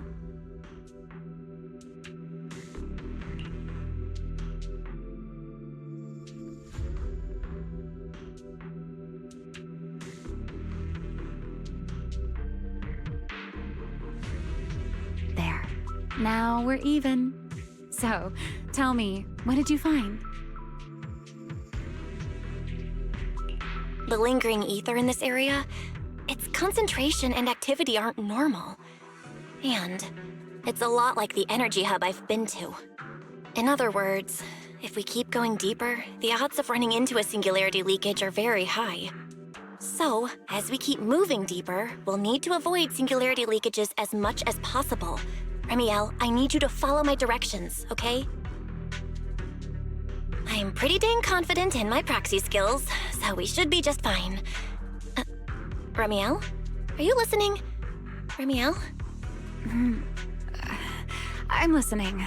Please, go on.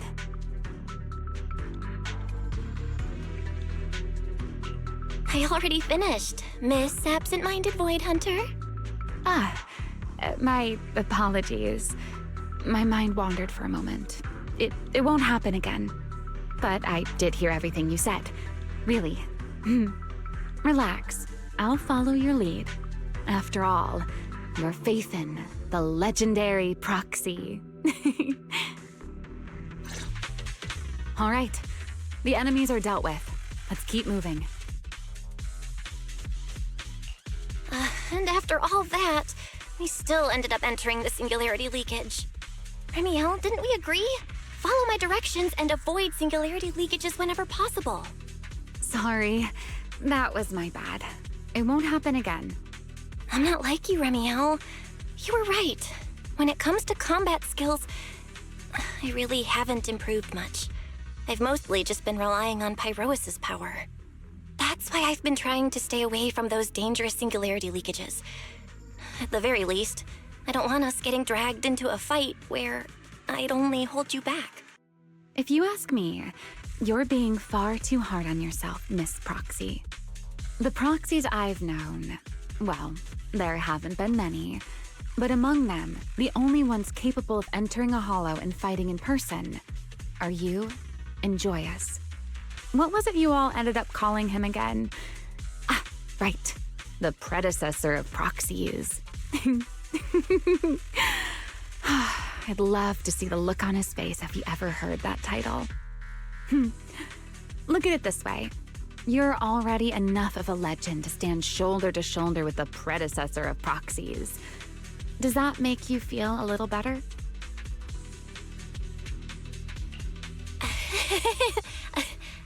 Thanks, Remielle. But putting me on the same level as Mr. Joyous? You're giving me way too much credit. It's not such a stretch. If you ask me, his combat skills may actually be worse than yours. He's your complete opposite. Always convinced he can handle anything. Yet the moment a real fight begins, he's the first one flat on the ground. And you're the sort of person who's already doing well, yet still quietly tells themselves it isn't enough. For a beginner, your combat skills have improved remarkably quickly.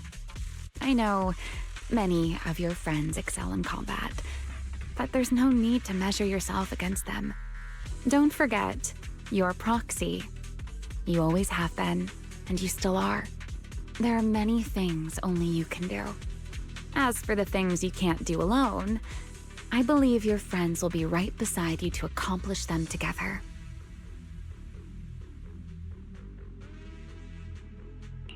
Remielle, where did all that come from? And no riddles? Did your chronic Riddler syndrome finally clear up? Oh my, I thought you'd at least thank me first. Thank you for dragging us into a singularity leakage. For sharing a bit of old gossip about Joyous, of course. There aren't many people in this world who still remember what happened back then. Remielle. Now that you're feeling a little better, it's time we kept moving. The crime scene you're looking for should be just below us. As for finding a way through the singularity leakage, I'll leave that to you, my stubborn Miss Proxy.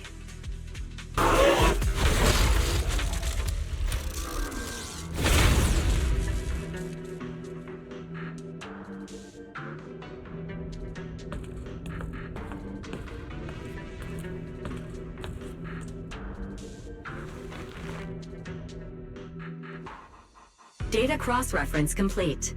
Master, your current location matches Toby's memory record with a 99.73% similarity rate. Site confirmed. Looks like the culprit's long gone by now. Let's check out that weird mech first and see if we can find any clues. Then I'll rest nearby for a bit.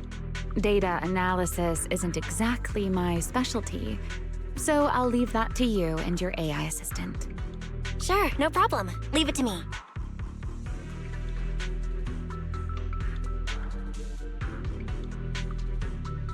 Just as I thought. The culprit used this mech to implant potent ether into the bamboo. And there's something else. I'm seeing traces of a virus inside the bamboo. Was the culprit trying to control them remotely and make them commit crimes? Or maybe... Best be quick, Miss Proxy. I damaged that mech's ether battery during the fight, so there's no telling when it might explode. Huh? Why didn't you mention that sooner? Wait, what's this? A video? No. It looks like a photo. How is that possible? Why is he here? No, that's not possible. He should have... Serpico? How could Serpico be here? Huh? That image that flashed by just now, what was it? The culprit's face? I feel like I've seen it somewhere before. I'm not sure, but... this mech's data is way too corrupted. Fairy, can you recover that image from earlier? Understood, Master. Locating anomalous image data. Serpico? No, it can't be him. It's just someone who looks like him. I must be seeing things. It's probably because I saw Truvia earlier. That's why Serpico came to mind. I must have mistaken the culprit for him. Yeah, that has to be it.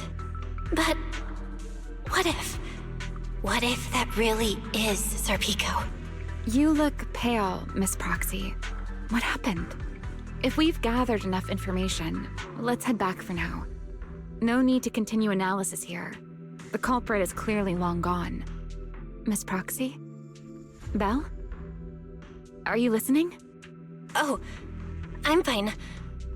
Just give me a little bit. I want to confirm something.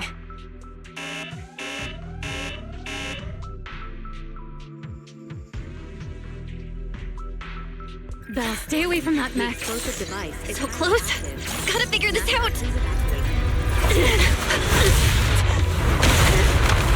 Wait! A clue! What did you do? What did you do? You have a death wish or something? Are you trying to get yourself killed?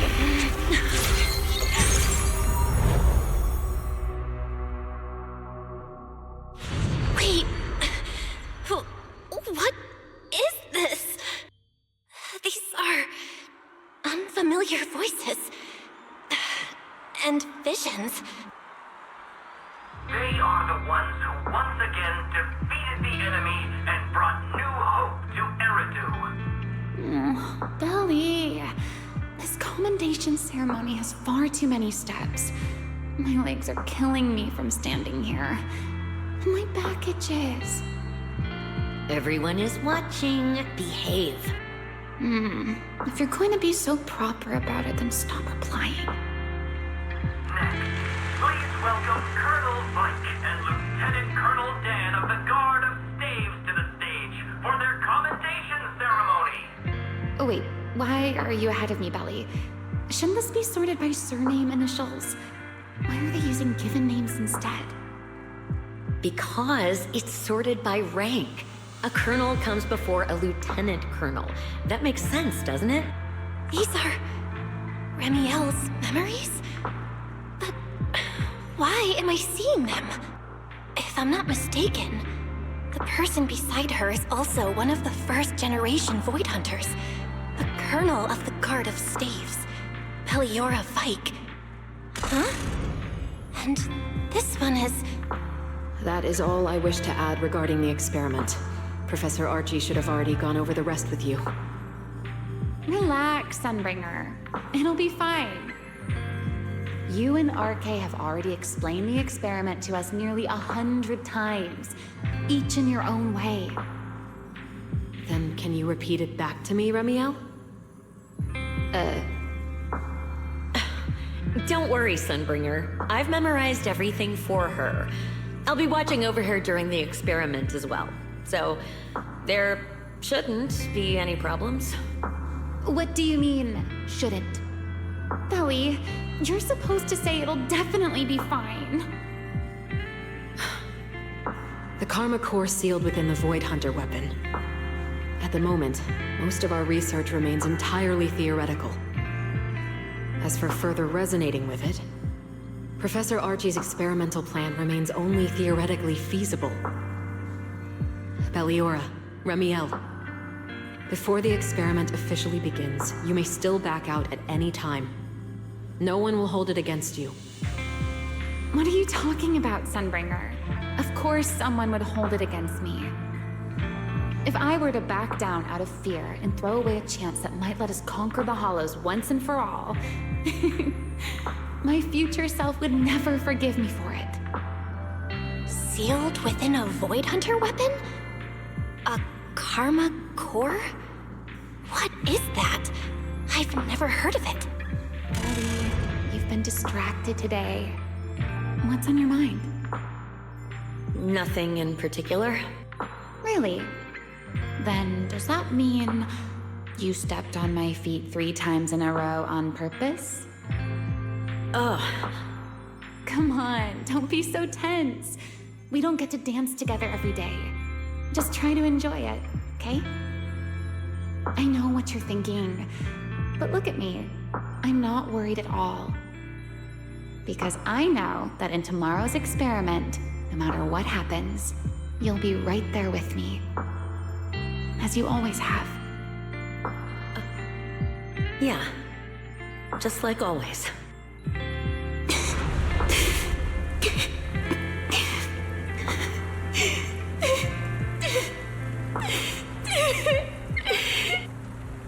I'm sorry. I should have noticed sooner. Good night, Belle.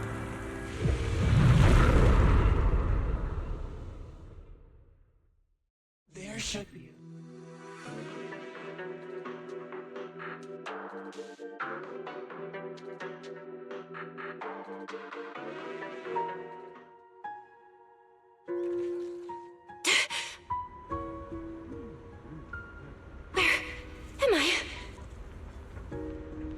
You're in someone else's home, sleeping in someone else's bed. Please tell me you don't drool in your sleep. Remielle? Wait, is this the Enna Gang's hideout? Correct. It looks like you're still in good shape. That whole ordeal didn't scramble your brain after all. Tell me, what did you see? Now, don't go quiet on me, Miss Proxy. Unless, are you perhaps a little too bashful to speak up? Worried you might be mistaken for a peeping Tom? I'll go first then. I saw you, your brother, and those 2 classmates of yours. What were their names again? Truvia and... Serpico. Oh, right, Serpico. So that's what happened between you all. No wonder you were so shaken. Why were we able to see each other's memories? That is not a question I can answer for you. After all, I have only experienced it twice myself. Twice? Mm-hmm. The previous time was when I retrieved Thaumiel from within you. I was really caught off guard, too.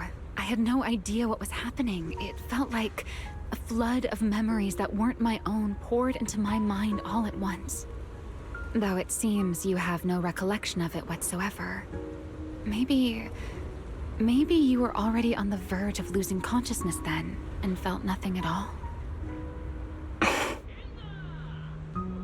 All right. It seems I am the one who'll be mistaken for a voyeur. For the record, I didn't mean to pry.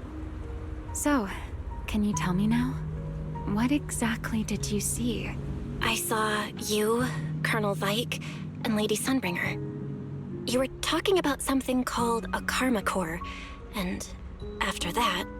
Not long after that, Belle died. I killed her with my own hands. Remielle. I'm sorry, Belle. I know I was the one who brought this up, but I'd rather not talk about it anymore. It's getting late. You should head back to Amber Hall.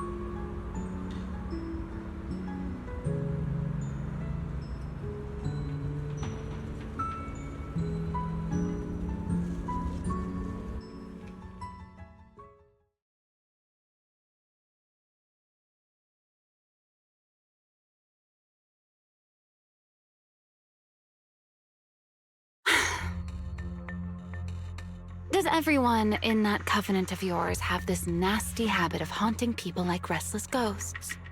I'm simply concerned about your mental state, Remielle. Then this is the worst possible time to appear. I can at least pretend you don't exist if you just stay away. Sorry. If you are truly sorry, then disappear. Now. You knew all along that Faith and I would have that strange resonance, didn't you? I'll take your silence as a yes. Yes. I knew all along that she would have an anomalous resonance with you. The part of you that's already fused with the karma core. But I'm sorry. I did not expect the two of you to see fragments of each other's memories because of it. Fine. Since you are being so sincere, I will forgive you this once. So, why did you show up this time? Surely you didn't come all this way just to apologize. After your previous encounter with Eldrada, I'm sure you've realized what the three Sunbringers of Roswick truly are. Perhaps. I'm not drawing any conclusions here, but I have a fairly good guess. Sunbringer. She always did have a habit of taking things too far. What's your plan, then? My plan? Well, how about a short summer vacation here in Roswick for now? Remielle, I hate to remind you again, but time is running out. Though, to be honest, I don't think you need to be in such a hurry. I know that storm you foresaw better than you ever will. And I also know when it will arrive. And before it's finally here, let me rest a while longer. In this city in the sky, opportunities like this don't come often, so I just want to take one more good look at the ideal city my old friend poured her life's work into building. And at the final gift she left for this world. Belle, you're finally back. Huh? Wise, what's wrong? Why do you look so tense? How could I not be? You suddenly lost contact with Fairy down at the bottom of the retroflux zone. If Remielle hadn't used your phone to let me know you were safe, I was about to grab Billy and Cecilia and go looking for you. Sorry. That was my fault. I should have let you know first. Wait, how did Remielle know my phone password? Did she learn it back then, too? So, what exactly happened after we lost contact with you?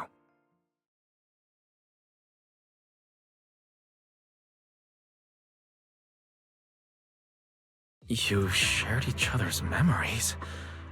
Can our ocular implants actually do something like that? I don't know. Nothing like this has ever happened before. But Remielle said she saw something similar when she pulled Thaumiel out of me.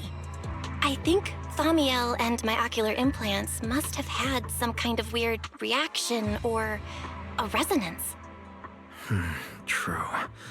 Thaumiel was there both times. But you've spent quite some time with Remielle before, and nothing like this has happened, right? Yeah, that's true. I feel like there has to be something else besides the ocular implants and Thaumiel. How about we go ask Lady Dracaene the night after tomorrow? She's overseeing our treatment, so she may know more about this. The night after tomorrow? Why then? Lady Dracaene will be hosting a welcome banquet for the guests at the CCD reception hall. We received invitations as well. Lady Dracaene is hosting it herself. Does that mean the CCD's singularity leakage issue has already been resolved? Most likely. Otherwise, she wouldn't have scheduled it. I heard there's another welcome banquet happening in Virium at the same time. Lady Linvern and the ESD are hosting it for guests who still haven't been cleared to land in Buastrom. When I went out this afternoon, I ran into Valina and Norma. It looked like they were already heading to Virium to make preparations.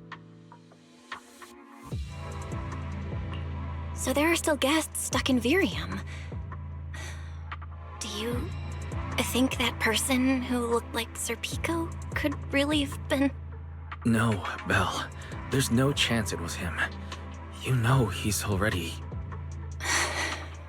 Yeah. It's all right. I understand. Seeing Truvia again was bound to stir up old memories. But that's all in the past now. Serpico, Helios Academy. They're gone. Jeez, Wise. How come you look even more upset than I do? Come on, that's enough doom and gloom for one night. Time for bed. We worked way too hard to fix our sleep schedule. Let's not mess it up again. You're one to talk. Get some rest. And no playing phone games under the covers. Got it?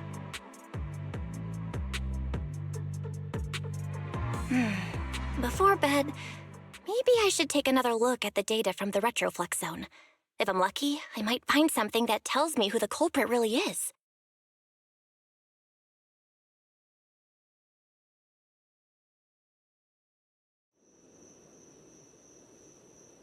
Belle? Your light's still on. Are you still working? Belle?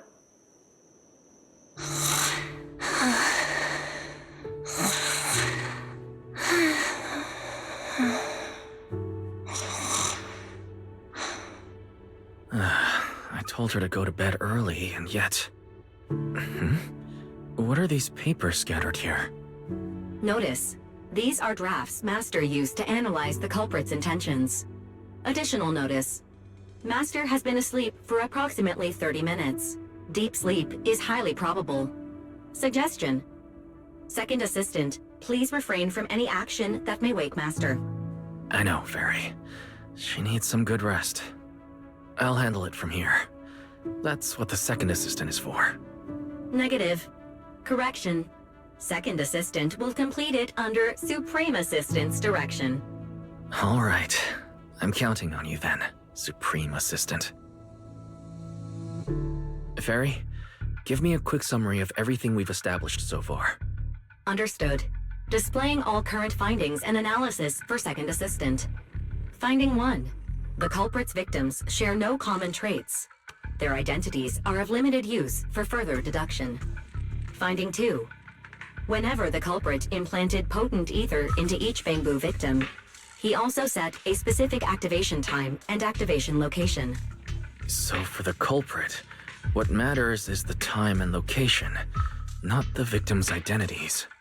Affirmative. Based on current information, the most meaningful data is the time and location of each singularity leakage. Fairy, can you pull up Airspace Patrol's recent records? Start from when singularity leakages began appearing frequently. I want to see when and where each occurred. Understood.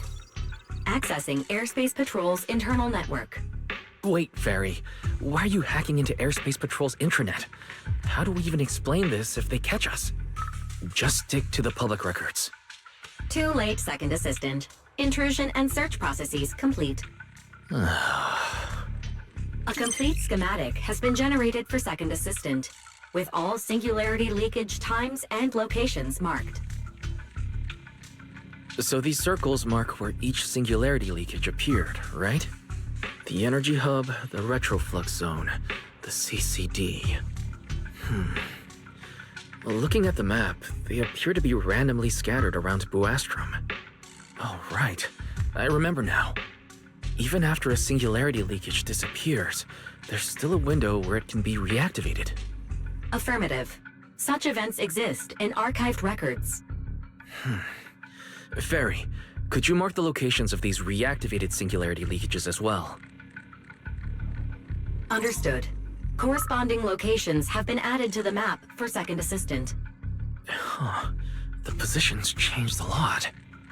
No wonder it took so long for Lady Dracaene to deal with the CCD's singularity leakage problem. Fairy, what's the significance of these overlapping areas? Answer. These indicate multiple singularity leakages occurring in close proximity, both in time and location. Analysis. Under these conditions, multiple singularity leakages interact, causing the affected area in real space to expand accordingly.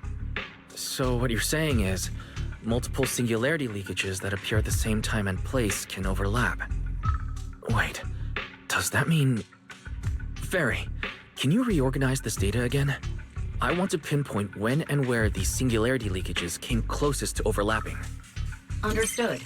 Generating new analysis results for Second Assistant. This is it. This has to be it. How long was I out for? Fairy, I said wake me up after a bit. Wise? What are you doing here? That's not important.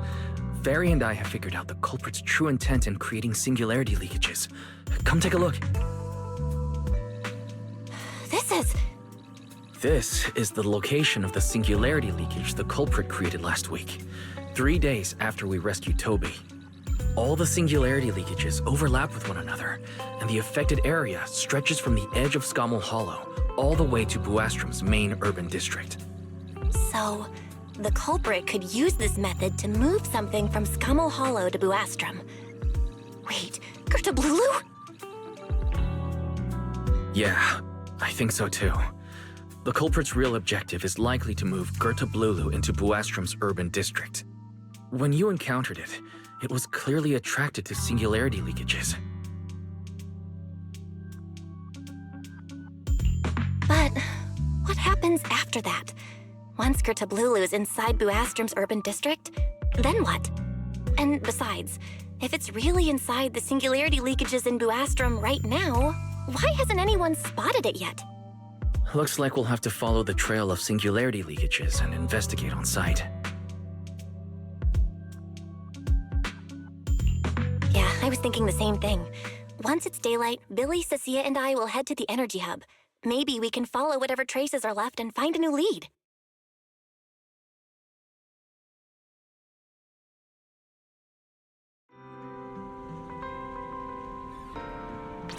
I don't think I slept very well. Whatever. I should head downstairs and find Billy and the others first.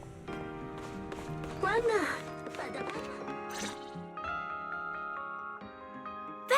There you are!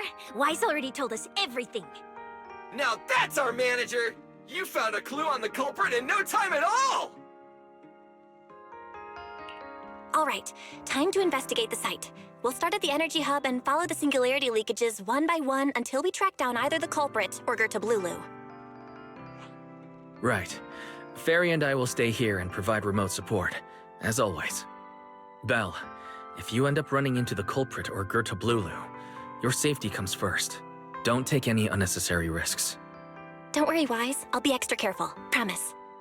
We'll protect the manager too! Yeah, don't worry, Wise. If anything goes wrong, I'll grab Belle and make a run for it. Oh, sorry, Billy. You're on your own, buddy. No problem! A Starlight Knight always protects their companions until their dying breath! Wow. Seriously? Come on, don't say stuff like that. It's bad luck. Anyway, it's getting late. Let's go!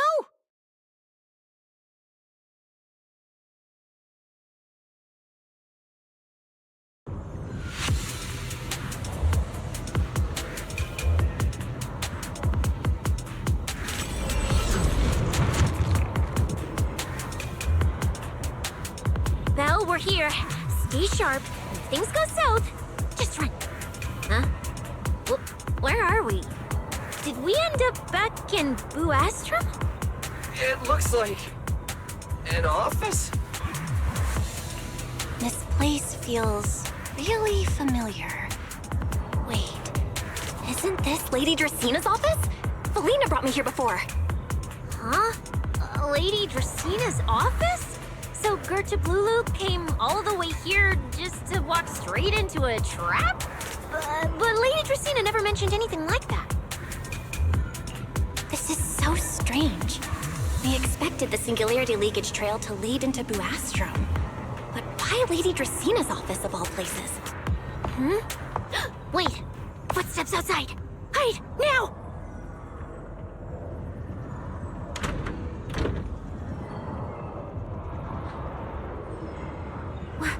You startled me. What are you all doing here? Oh, well, actually, Belle! You explain.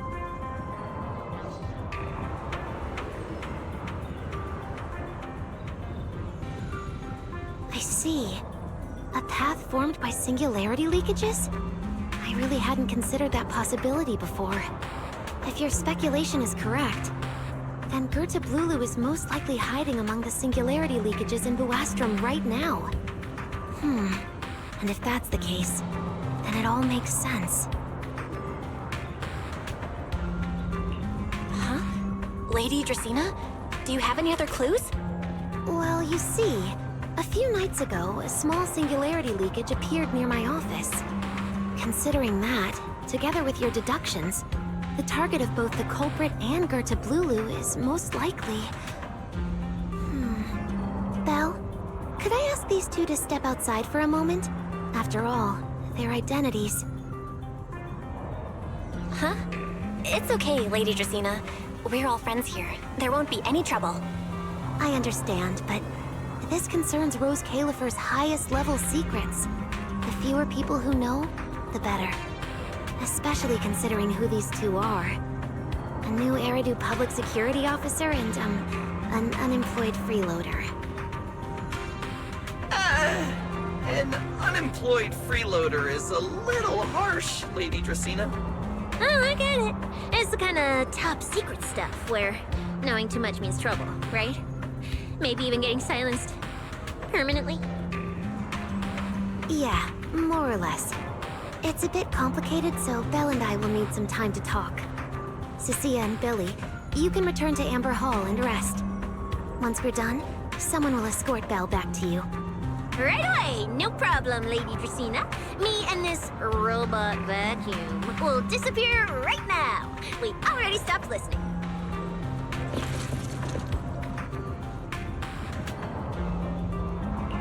Something feels off somehow. Why am I being treated differently from Cecilia and Billy? Is it something about my identity? Why would Lady Dracaene send them away like that? Should I call Billy and Cecilia back here? What is it, Belle? Something on your mind? It's nothing, Lady Dracaene. Come here, Belle. I'll tell you what happened that night. That night, I had just returned to my office when I sensed an unusually strong ether presence in the air. The source seems to be somewhere around here. Now that you mention it, yeah. I can still feel a faint trace of ether in this room. Aside from the residual ether, these documents were scattered across the floor at the time. Lady Dracaene, do these documents have something to do with what happened? Compare them with what you have found. Once you read them, you will understand. CCD facility renovation plans, personnel transfer records, Rosetta data, daily reports. These don't really have anything in common, do they? What's going on? My eyes just... Huh? Wait, that ethereal broke in here days ago. So why is there still ether residue? And the ether isn't coming from in front of me. It feels more like behind me. Everyone! I knew it! You're not Lady Dracaene! What the heck are you? Lady Dracaene. I'm Truvia from High Ambitions Corp. I'm here for our appointment. Truvia, run! Huh? Truvia! No. No, no, no! Move, now!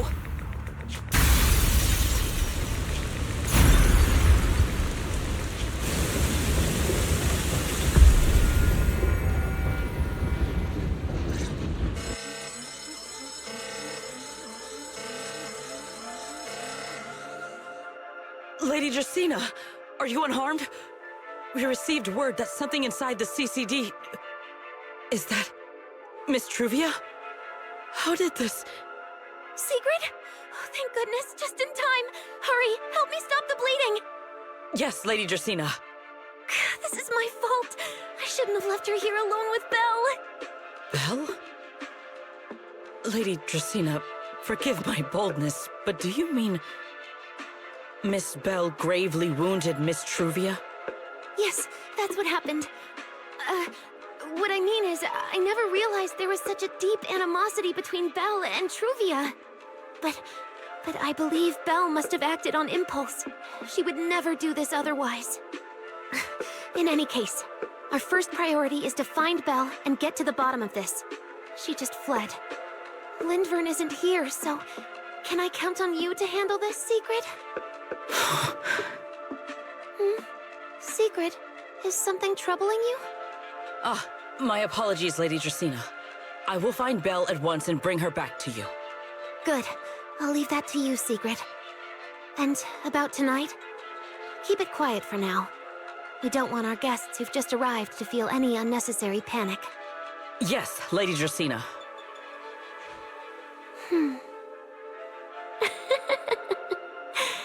Go, Sigrid. Go fulfill your duty. Find her, arrest her, and then bring her back to me.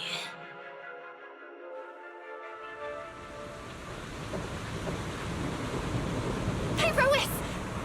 Why? Why did you pull me back? Truvia, she was right there! Why wouldn't you let me save her? Because she's beyond saving. Huh? Her wounds were clearly fatal. There was no way to save her. And that thing that appeared like Sunbringer, we cannot face it on our own. But aren't you powerful, Pyrois? You're supposed to be powerful, Pyrois! So why? Why didn't you use that power to save her? Are you sure? Do you really want to see the rest of Rose Califer buried alongside your old classmate? Acting on impulse won't save her, and it won't help you either. Take some time to clear your head in the rain before that thing finds you. And then go do what only you can do. What you have to do. Something only I can do.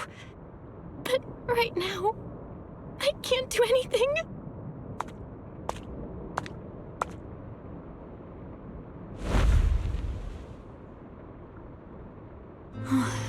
You sure look like a mess. It's only been one day. How did you end up like this? Remielle? Why are you here? The airspace patrol alarms have been going off non-stop. So I had to check, didn't I? They could be looking for their fugitive. So, how did you manage to end up in such a mess? All right. If you don't want to talk, fine. But don't stand out here in the rain, okay? You'll catch a cold. And if you don't want to go home... Oh, right. Amber Hall's already surrounded by the airspace patrol. Going back now would be walking straight into a trap. In that case, why not come to my place for a while? At least I can give you somewhere to sleep. If you don't answer, then I'll take your silence as a yes.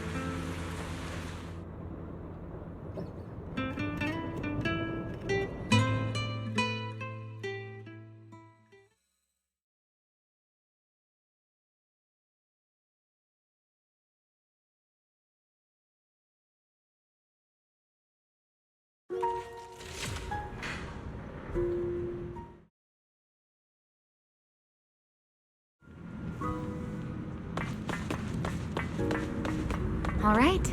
Sit anywhere you like. Just, not the bed. Wet bedding is such a pain to deal with. Here's a towel. You should dry yourself off.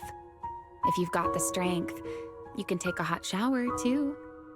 There's a makeshift bathroom over there. The Bangbu built it for me. Okay, fine. If you don't want to move, I'll dry you off myself. Why? Why did you bring me here? Hey, shouldn't you thank me first, Miss Soaked to the Bone? Thanks, Remielle. Since when did you become so obedient? That isn't like you at all. If you really want to show your thanks, here, it's your turn.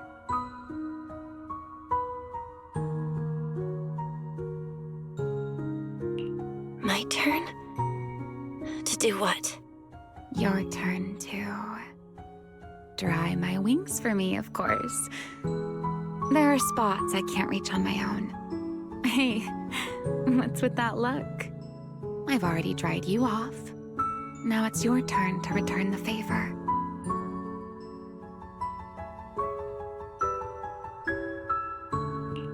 Okay.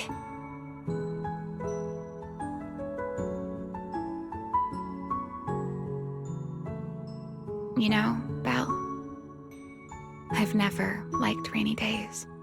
The rain always leaves my wings soaked and heavy. Shake as I might, I can never quite dry them.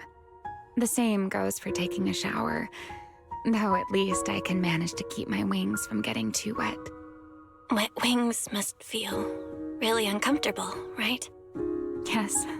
Honestly, it's miserable and such a hassle to manage. A hairdryer is useless. Too hot and I start shedding. Too cold and I catch a chill. But I can't just wait for them to air dry. It takes forever, and I'm way too impatient for that. Besides, it leaves this strange smell that I can never wash out. So, the best solution is a slow towel dry like this. But with wings this large, there are always spots I can't reach. Before, if I got caught in the rain, I'd sneak onto Belle's bed and roll around, drying my wings on her sheets. Huh? Wait, hold up. How on earth could you just barge into someone else's bed? Wouldn't she be furious? It was fine as long as I didn't get caught. Though, of course, whenever Belle did notice me, she was absolutely furious. And no matter how angry she was, in the end, she'd always do just what you're doing now. Slowly drying the spots that were still damp.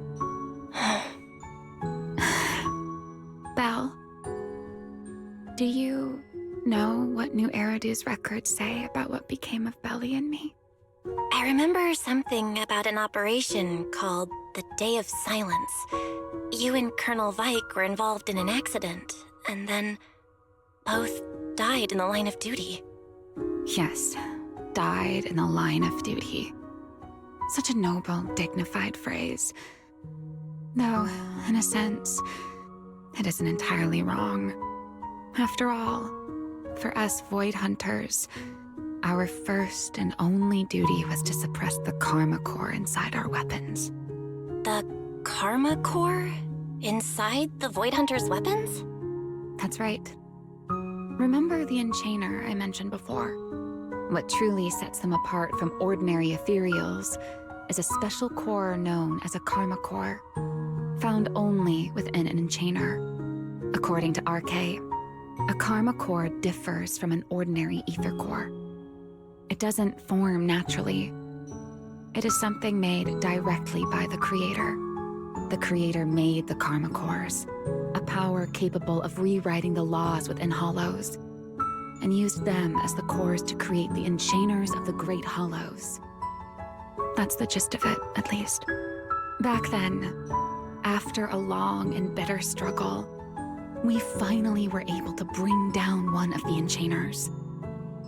But The Karma Core itself could not be destroyed. RK and Sunbringer, they wanted to eliminate the threat posed by the Karma Core once and for all, while allowing humanity to harness the power within it. In the end, they found a way to seal the Karma Core within Porceloy. And from that, they forged the Void Hunter weapons. So, the power inside Void Hunter weapons actually comes from the creator? Yes, which is exactly why there are so many side effects. At the time, we were naive enough to believe that if we could truly master that power, humanity might finally overcome the Hollows once and for all. So, when RK and Sunbringer proposed the plan, we never doubted it for a moment. Lady Sunbringer and Professor RK's plan? Yes. Project Sunseeker. I'll never forget that accursed name for as long as I live. Simply put, it was an experiment that used vast quantities of Porceloy as a medium to partially fuse us Void Hunters with the Karma Core sealed within our weapons. They fused you with a Karma Core? Then that means... It meant we'd become artificial enchainers. No more enduring the costs of wielding Void Hunter weapons, and perhaps even achieving a stronger form to defend New Eridu. Looking back, I can hardly believe I fell for RK's lies so easily. So, it was in that experiment when you and Colonel Vike... Yes. Belle and I were the final participants. Or rather, the final test subjects. Looking back, I wonder if Belle already knew the truth behind RK and Sunbringer's plan. Otherwise, she probably wouldn't have insisted on coming along. She's never been one to enjoy the spotlight. If only I'd realized what she was thinking sooner. Remielle. RK was extremely meticulous, always laying out careful, detailed plans. So, I can't say if the Karma Core losing control during the experiment was truly an accident, or if it was his cleverly disguised plan all along. But whatever the truth, it ended with the Karma Core spiraling out of control and Belle becoming a new enchainer. As for me, I partially fused with the Karma Core inside Remielle, becoming what I am now. A monster. Half human, half enchainer. Maybe, deep down, I'm just not ready to give up my life so easily. In the final moment, Remielle's power of controlling temporal patterns froze me in a state of near suspended animation. I didn't fully awaken from the sealed Persenis Hollow until about a year ago. The power of temporal patterns? Right. Remember my feathers? The ones that can pin you in place? That's an example. The Karma Core sealed within Remielle holds the power to halt the flow of time. And because I partially fused with the Karma Core, even without Remielle, I can replicate a similar effect on a smaller scale. But that little bit of power isn't nearly enough to take on those 3 Sunbringers. That's why I had to reclaim Remielle. Even if it accelerates my path to becoming an enchainer, I still have to...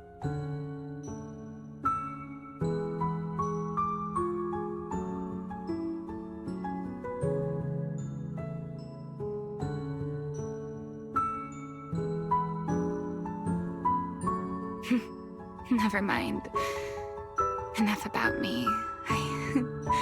Why am I even telling you all of this? Still, now that I've told you so much...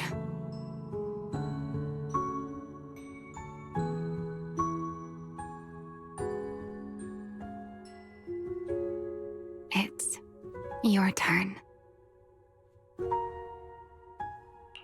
Huh? My turn again? Wait, to do what? To tell me your story, of course. Let's call it another round of our little Q&A game. You didn't actually ask, but I had a feeling you'd want to know. So I went ahead and answered anyway. Now, it's your turn. I wasn't even going to ask anything. You just started talking. Fair enough. But once you say certain things out loud, they don't weigh on you quite as much anymore. Or perhaps you'd like a little help getting started? Let me think. Serpico and Truvia. They transferred to Helios not long after Wise and I started there. They came from a prominent background. They were the adopted children of Masyant, the head of High Ambitions Corp. On top of that, they were excellent students. It didn't take long for them to become the talk of the academy. We were all studying under Miss Carroll at the time, and before long, we became close friends. Back then, we were full of big dreams. We wanted to fully understand the Hollows, maybe even conquer all 6 great Hollows, or as our teachers like to put it, seize the sun called Helios. Later, because the 4 of us had the top grades, we became the only 4 people ever to have smart ocular implants. Then, during a performance test for the implants, I lost control. Serpico, he died because of me. When I finally woke up in the hospital, I learned that Truvia had been taken away by people from High Ambitions the day after the incident. The next time I saw her was during the fall of the old capital. She was with one of High Ambitions' rescue teams. To be honest, I never imagined we'd meet again like that.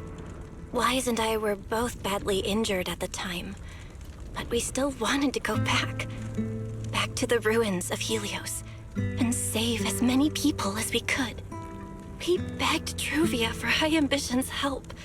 We were willing to guide them through the Hollows, willing to do whatever they asked of us, but she refused, without a moment's hesitation. What happened after that is kind of a blur. But on that day, no one made it out of Helios alive, except Wise and me. Then, in Rose Califer, I saw Truvia again.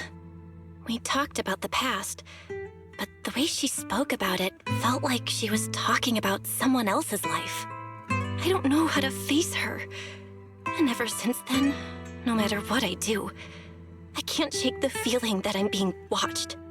That gaze. I don't know whether it was Truvia's or Serpico's or... Perhaps it was your own. The you from the past. The one who kept thinking, if only I'd done something sooner. The one who never managed to forgive themselves. Making peace with the past isn't easy. And sometimes, you don't get the chance at all. Yeah, there won't be another chance. Truvia, she was killed by Dracaene. By that thing pretending to be Dracaene. Something pretending to be Dracaene? Belle, what exactly happened before I found you? Will you tell me?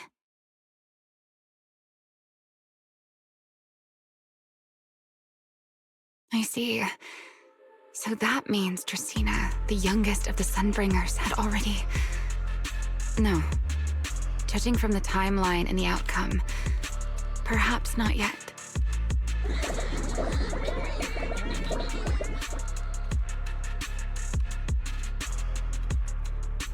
Huh? What's going on out there? I'm not sure. Let's go find out.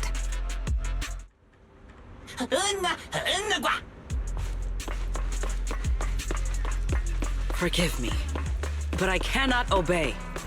Is that...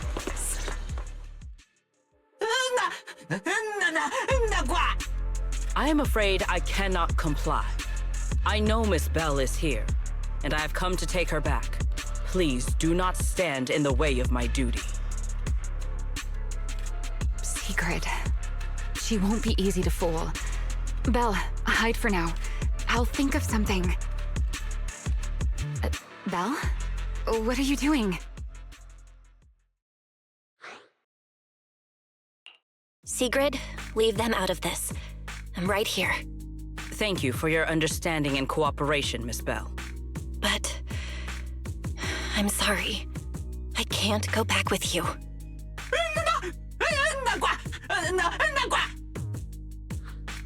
Well, since Belle has already stepped out into the open, I suppose there's little point in my remaining hidden. This would be our first proper face-to-face meeting, would it not, Deputy Director of Airspace Patrol? Remielle. Now that is an unexpected development. Miss Belle, Lady Dracaene has ordered a search for you.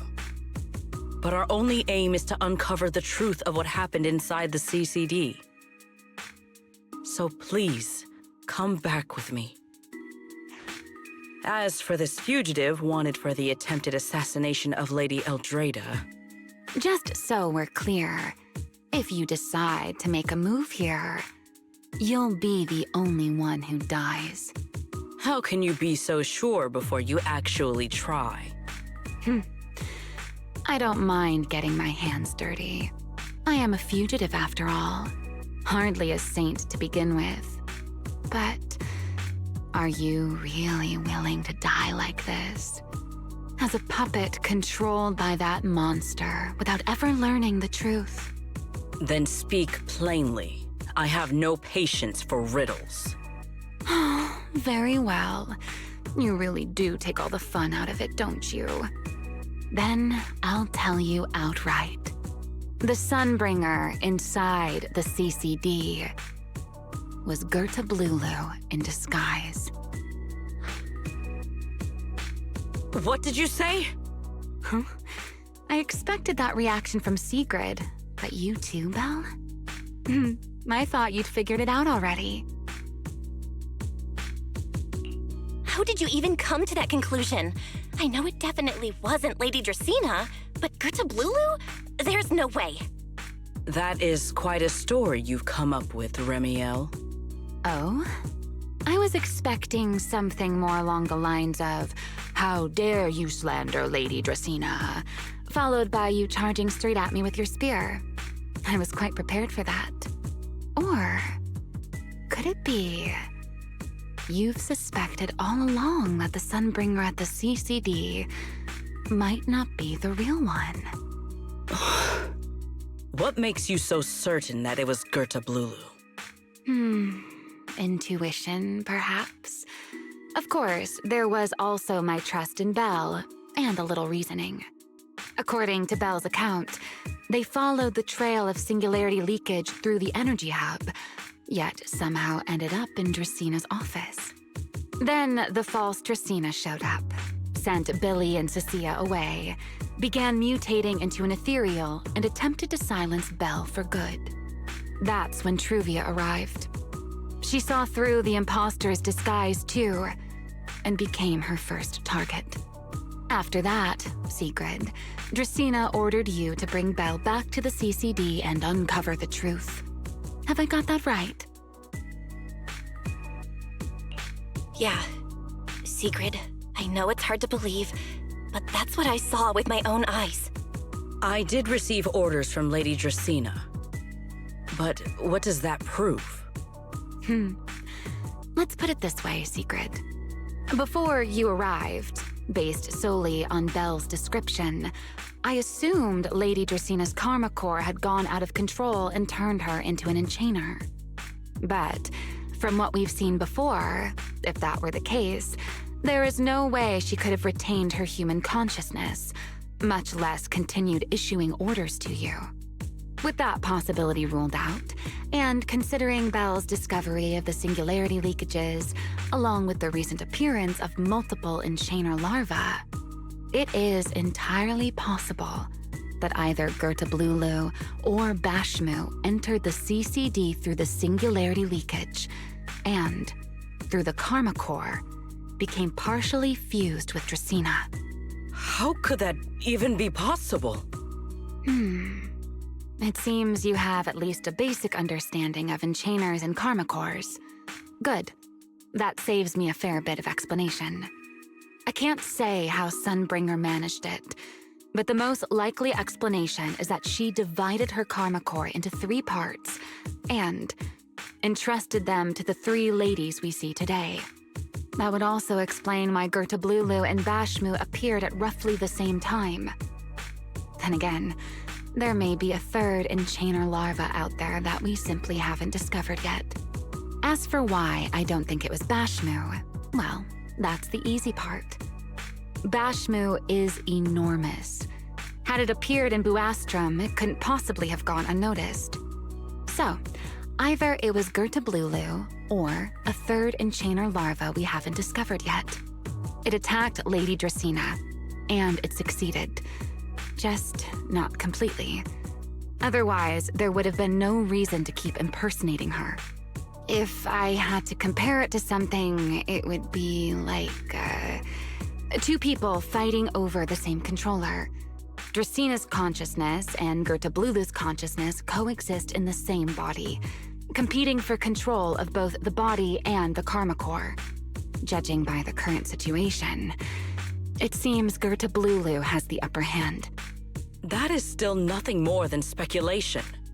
And if Miss Belle deceived you, then none of your conclusions would hold. It's true. I have no way of proving that I wasn't lying. It's all right, Belle. I believe you, and I believe everything you've told me. Remember the rules of our little Q&A game. You don't have to tell the whole truth, but no one is allowed to lie.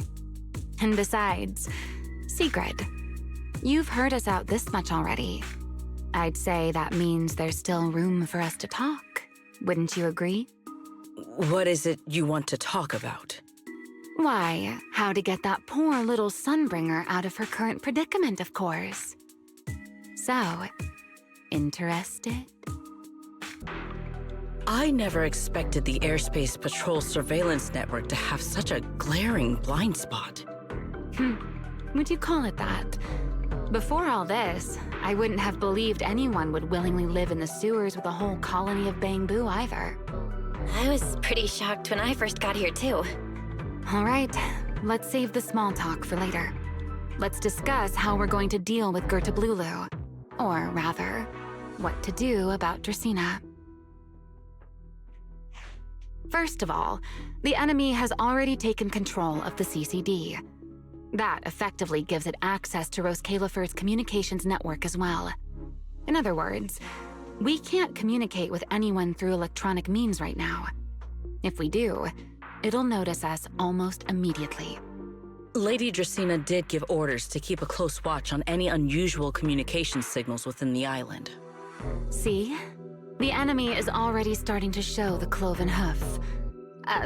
No offense to horse tyrants, of course. Go on. Dealing with it wouldn't actually be difficult. The real problem is how to do it quietly. Even I can't be sure I could bring it down in a single strike. None of us knows how deeply it has fused with the karma core. If we act rashly, worst case, everyone in Roswick ends up witnessing Lady Dracaene turn into an ethereal. And by then, even if we manage to save Dracaene, to Roswick, all we've really done is save a monster that could turn into an ethereal at any moment. I never thought you cared about Roswick's order and stability. Why wouldn't I? This is the utopia my friend built with her own hands.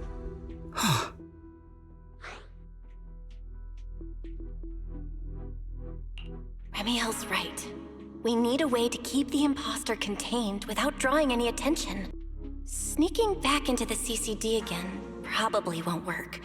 Even if Sigrid helped us and cleared out all the guards, the imposter would catch on the moment she did anything out of the ordinary. Unless we could somehow lure the imposter out of the CCD and into somewhere isolated. Somewhere no one would notice.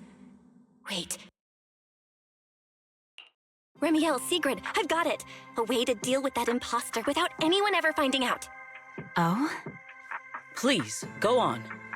Tomorrow evening, the CCD will be holding a welcoming banquet for the island's guests in its reception hall.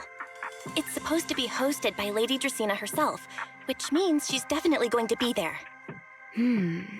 That does sound promising. We could go in as guests instead of forcing our way into the CCD. That would save us a great deal of trouble. But, Miss Belle, with so many guests around, how do you plan to stay unnoticed?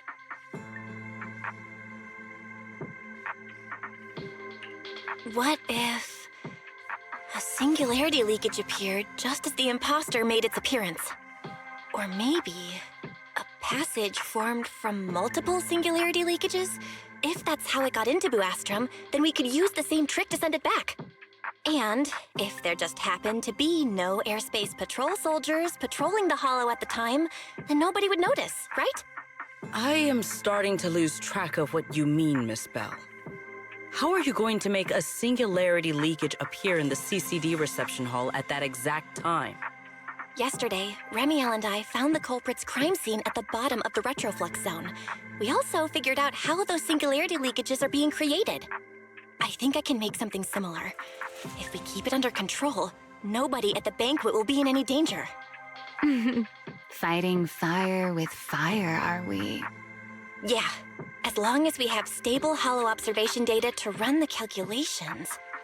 Oh, wait, no. I don't have the HDD with me, and I can't reach Wise or Fairy either. So how am I supposed to get stable Hollow observation data? Uh-oh. That look on your face tells me something's wrong, Belle. If you are concerned about obtaining stable Hollow observation data, while I am not an expert in that field, I should still be able to offer some assistance. There is a derelict area known as Roswick within the Scommel Hollow. During patrols, we discovered equipment there that is similar to what the CCD uses to process Rosetta data. However, due to their excessive size, they were left abandoned on site and never retrieved. If that equipment still works, then that might just do it. But without Databoo handling the calculations, it'd probably take forever to... The Enogang's Bangboo! Most of the Enogang's Bangboo used to be CCD Databoo. If they're willing to help us. Don't you remember, Belle? In their eyes, those 3 Sunbringers are all imposters. Anyway, leave this to me. At the very least, Prophet Boo should be willing to do me this favor. That leaves one final question. How are we supposed to get into Scommel Hollow without tipping off the imposter?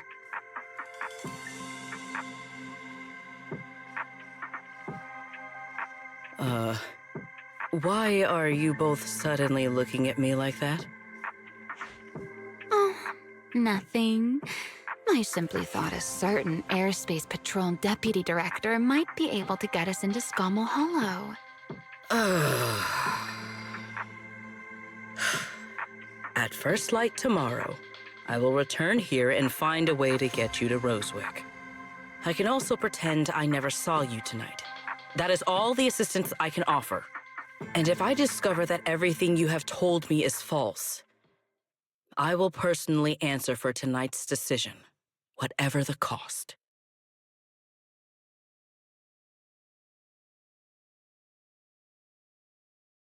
Before I leave, there is one final matter I would like to confirm with you, Remielle. Mm-hmm.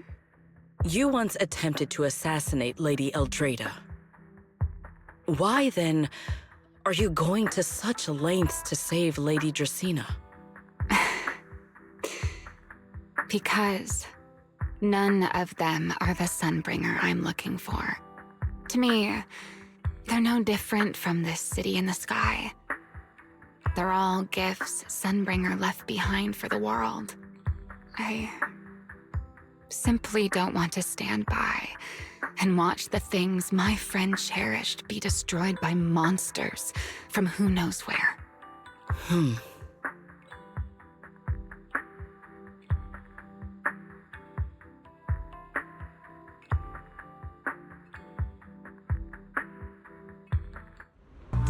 Feels like way too much happened today. My brain can barely keep up. There's no way I'm making it back to Amber Hall. I guess I'll just have to stay here for the night. I hope Wise and the others won't worry. No, they definitely will.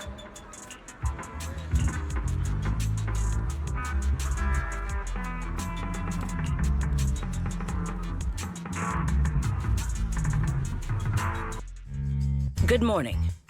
I have secured a carrot for the Roswick area. As promised, I will escort you there. How do you intend to get us there? Surely not under the pretense of transporting newly captured fugitives. Of course not. I brought this.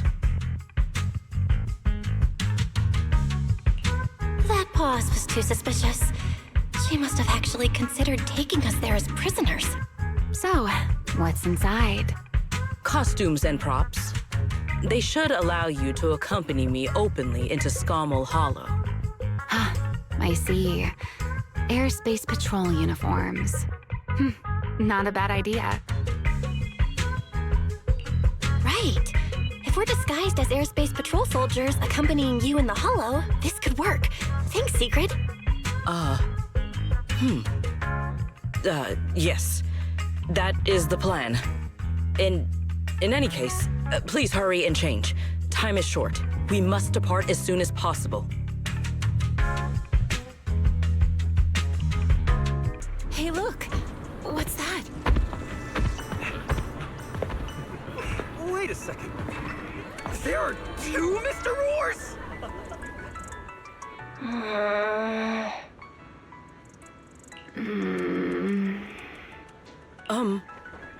Is something the matter? Why have you fallen silent? Is the size incorrect? It's, not just the size. Though the size is certainly part of the problem. Sigrid, are you serious? You expect this to fool the airspace patrol soldiers? Yes. I believe it should serve well enough. No.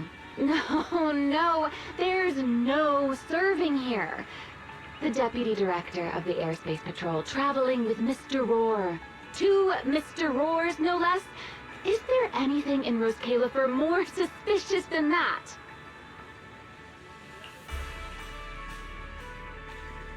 Easy, Remielle, easy.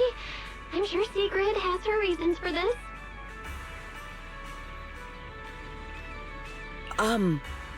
In truth, it was already rather late by the time I returned yesterday, and I had no time to prepare. As luck would have it, one of our squad members found a Mr. Roar mascot suit near Beckford Street during yesterday's routine patrol, so I brought it with me.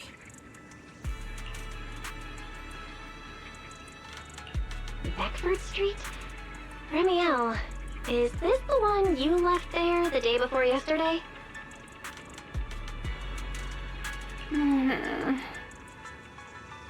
Oh? So you are fond of Mr. Roar too, Remielle? I am not.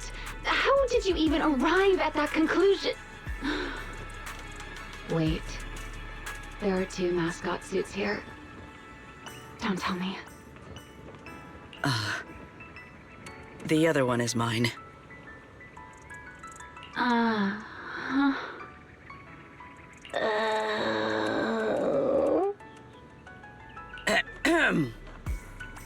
In any case, once we enter the outpost, I ask that you both cooperate and play your parts as Mr. Roar properly.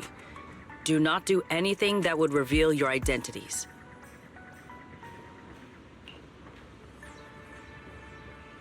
Okay, Deputy Director Sigrid. From now on, we're the Roar Twins! Rawr! You seem rather pleased with yourself. Stay in character, Remielle. Every sentence Mr. Roar says must end with "Rawr!" Understood, Deputy Director Sigrid. Roar! Very well. since you are both prepared, let us move out. Good morning, Lady Sigrid! Up and about early as always, huh? They are? Mr. Roar.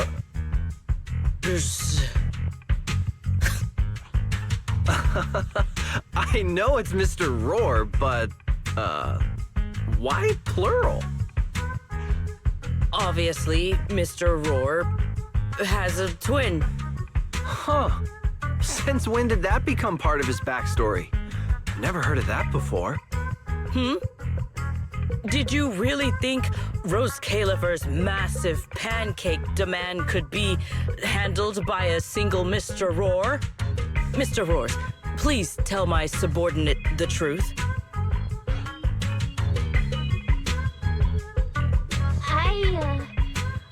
I'm the Mr. Roar who works on Mondays, Wednesdays, Fridays, and Sundays. Rawr! I'm the Mr. Roar for the Tuesday, Thursday, and Saturday shifts. Rawr! That signature catchphrase. Yeah, that's definitely Mr. Roar.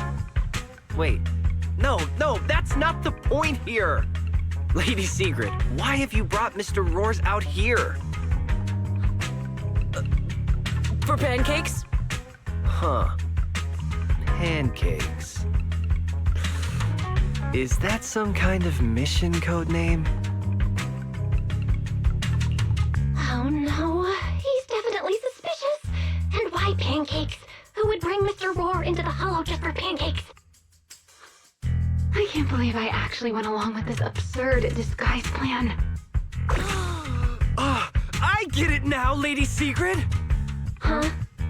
The pancake ingredients were lost in the Hollow, weren't they? That's why you rushed two Mr. Roars in to help search for them. I understand completely! Rose Califer needs pancakes just as much as Airspace Patrol needs you and Lady Linvern! What is this guy even talking about? How did he get from pancakes to that? Affirmative. That is correct. No. That is definitely not what you meant. That pause was way too obvious. Oh, I understand everything now! Lady Sigrid, please, wait a moment. I'll let you and the two Mr. Roars through right away. I don't want to think about how any of this makes sense anymore. Rawr! Same here. My head hurts so much it feels like my brain is trying to grow back. Rawr! The route is ready. We may depart whenever you are prepared.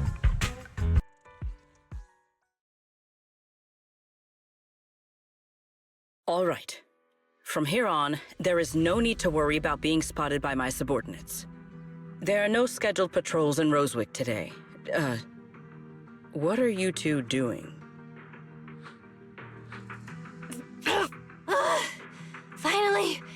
Finally got this headpiece off. Oh, I was about to suffocate in there. See? I told you.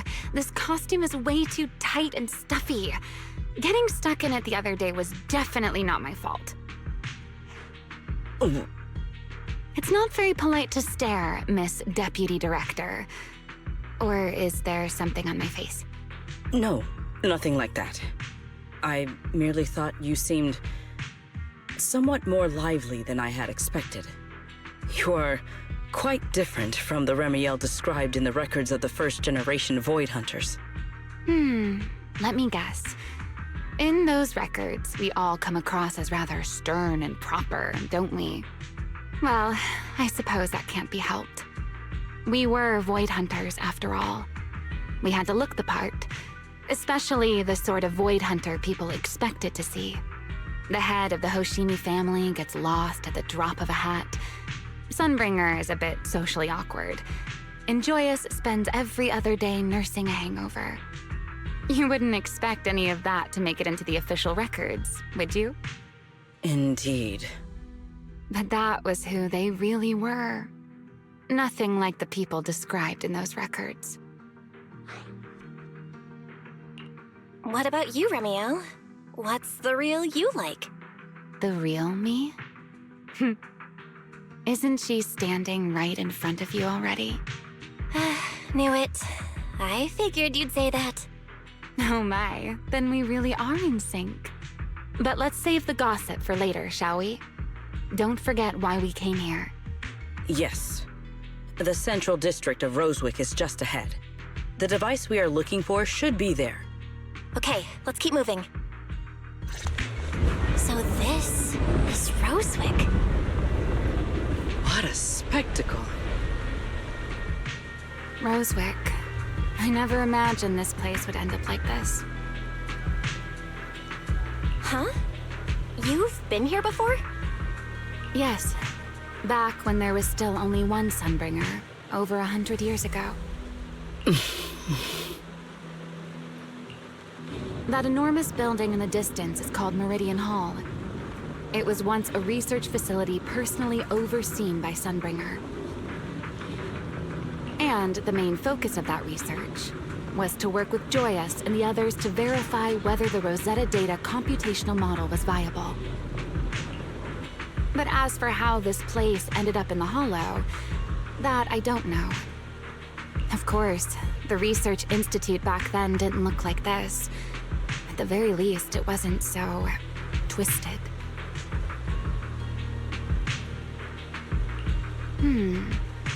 It should be fine. Many of the facilities inside Meridian Hall were made of porcelain, so they should be pretty ether-resistant. As for the spatial structure, we'll have to rely on the back door that Sunbringer left behind. You'll see when we get there.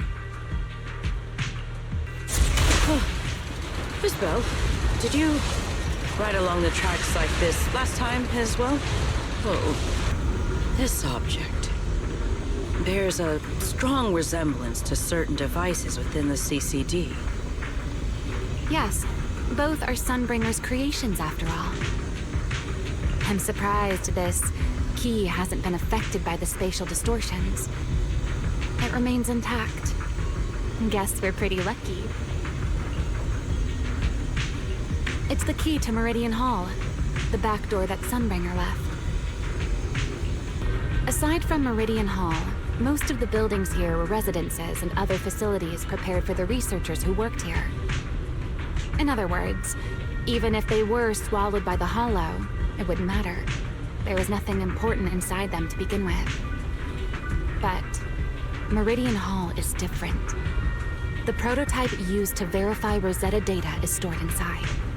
Sunbringer, she always believed these instruments might still serve a purpose someday. So she designed a dedicated emergency restoration system for the entirety of Meridian Hall. That's the back door I mentioned. Once activated, it will rapidly restore the space both inside and outside to the default state recorded when the device was configured, allowing people to enter and leave. Hold your horses there, my impatient friend. Let me finish first. There's actually two parts to this key, and we need both to enter. Back then, Sunbringer gave each of us Void Hunters a copy of the key, just in case the unexpected happened. But, you know me. I thought it was quite troublesome, so, well, I simply hid both pieces of the key she gave me somewhere nearby. I mean, people hide spare keys under doormats or in flower pots all the time, right?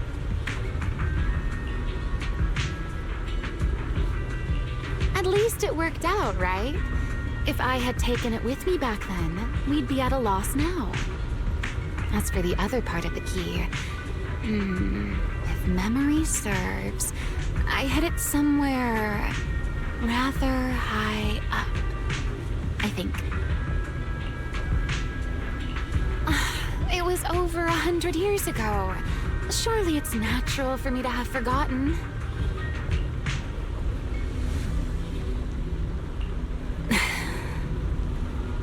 You sure are sharp. But careful there, Detective Belle.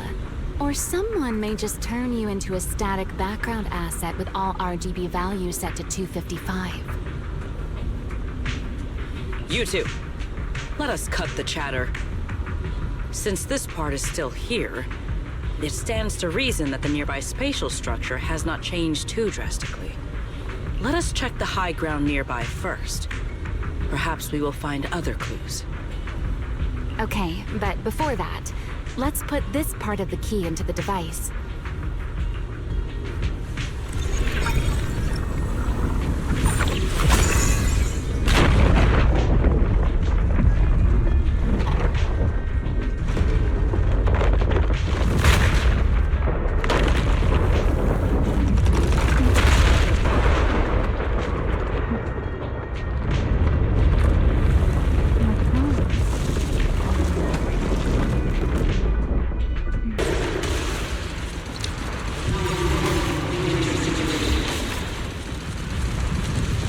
What was that sound? Enemies? That's Sunbringer. Sunbringer? But how? You've been left here all this time. Poor thing. Now, I'll take you to fulfill your purpose. It is still the beginning of a miracle. The Rosetta data. I know. A moment like this does call for celebration. Just as it did back then. Remielle, that voice. Is that... Yes. That's Belle. All right, we have the key. Let's head back. Today's success also stepped to taking back to work. Celebrate. The echoes in the hollow. They really know how to ruin the mood. Are you okay? Yes.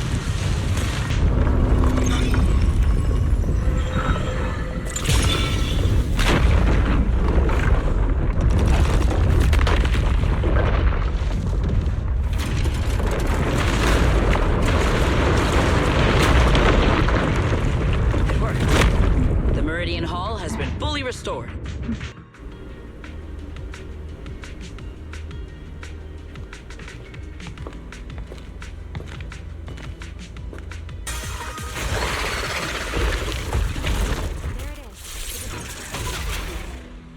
So this is the prototype they used to verify Rosetta data? The equipment was not damaged in that fight, was it? It looks fine. It's a prototype, but the modules aren't that different from modern ones. I think it should be fine. All right, this is it. Prototype, boot up.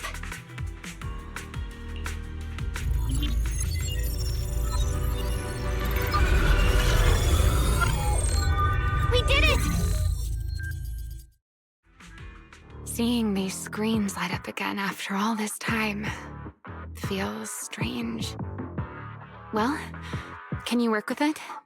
Anything unclear? Nope, it's running smoothly. Almost too smoothly? This system feels a lot like the HDD. Next, I'll connect to Prophet Boo. He'll act as our relay node and mask our Rosetta data request as normal traffic. Just to be safe, we'll only pull the minimum data from the CCD and process everything else locally. I only had time to install the essentials on Prophet Boo, and we still need bandwidth for the Rosetta data transfer, so the connection might be a little rough.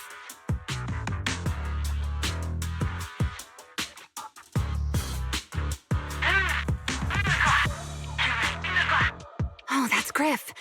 Looks like it worked. Need anything from us, Belle? Not for now, thanks. I've got this. Understood.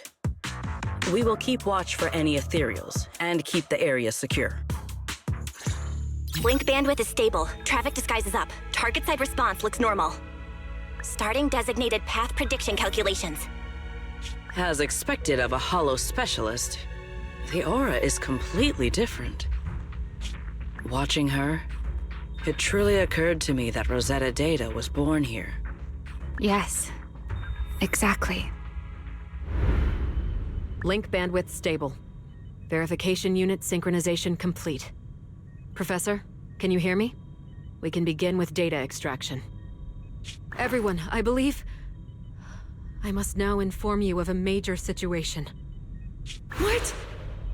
The theoretical verification of Rosetta Data is complete. It was a resounding success. Oh, is that how one delivers good news? You nearly gave me a heart attack!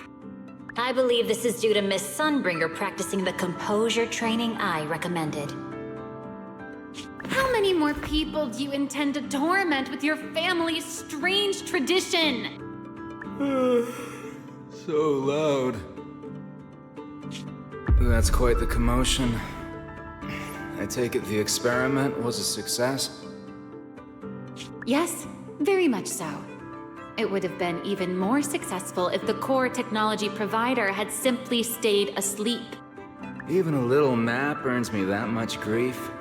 I was merely showing full confidence in my colleagues' professional competence. Besides, today's success is only the first step toward taking back the world. All right. At a time like this, why not be honest and express a little joy? Even if the Rosetta Data is only the beginning, it is still the beginning of a miracle. Let us celebrate properly, shall we? And Professor Arke, don't even think about skipping it. Then, let's throw a party, like the one Mayflower treated us to last time. Don't tell me you're planning to drink until the next morning again. The professor will throw him out, just like last time. Then let us hold a ball with soft drinks only. Hey, you people. Back then, we thought taking back the world was only a matter of time. As long as our companions were by our side, there was nothing we couldn't do. We could even go anywhere. In the end, none of us reached the promised destination.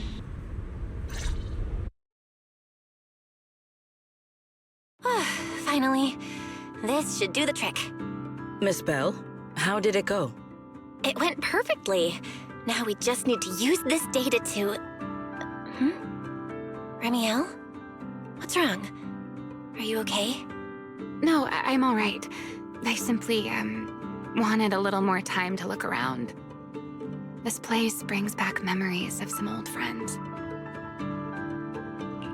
Are you sure you're okay, Remielle? I'm perfectly fine, really.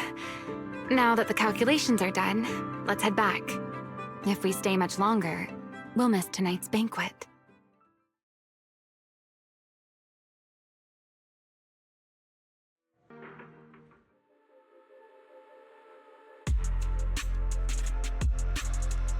Yeah, this should do it. Here you go, Sigrid. I explained how to use everything earlier, right? Yes, Miss Belle.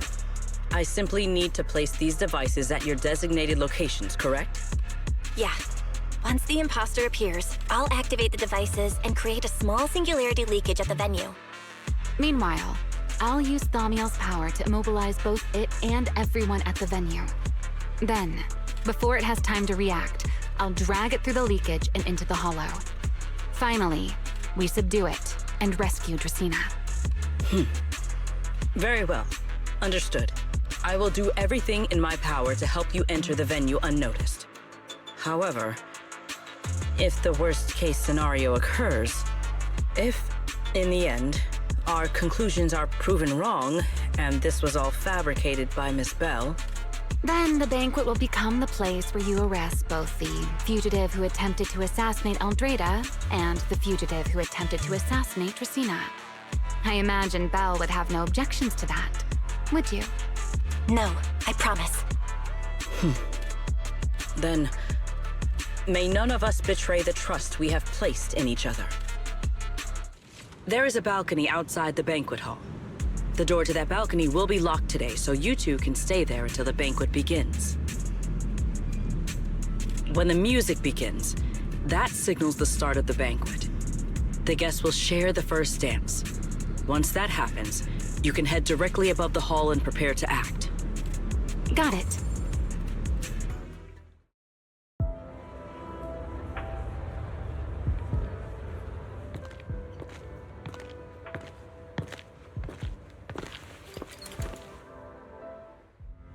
We are here. Next, I will head in and set up the device. There is surveillance cameras above the hall. Belle, you can connect to them from your end and confirm the situation. All right then. Please stay here and keep yourselves hidden. I will take my leave now. Let's use the camera to check on Sigrid.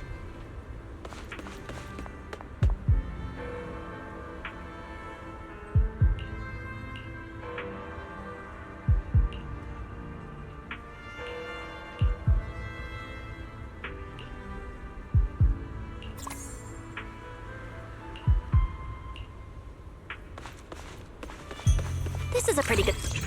I'm in. Uh-oh, a soldier's coming this way. What's going on?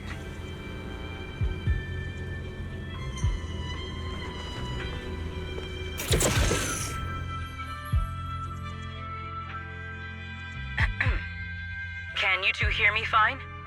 All devices are in position. Miss Belle, you have the exact locations in sight, yes? I see them. But what was that just now? Ah, you mean the soldier who came to speak to me. He asked me what was inside, and I said, this was specially prepared for Lady Dracaene. He then said, oh, I see. A heart-to-heart over dessert. On the floor, no doubt. I can hardly wait. And left. Can't believe I've grown used to the strange things that happen around her. The welcome banquet is about to begin, so I must take my leave now. I wish you two luck. Honored guests who have traveled all this way from the surface of New Eridu, welcome to Rose Califer. Oh, it's starting. Come on. We should make our way up, too. All right, I'll take the side fire escape. Why go through all that trouble? Whoa, wait! Now let us follow the music and dance with our partners.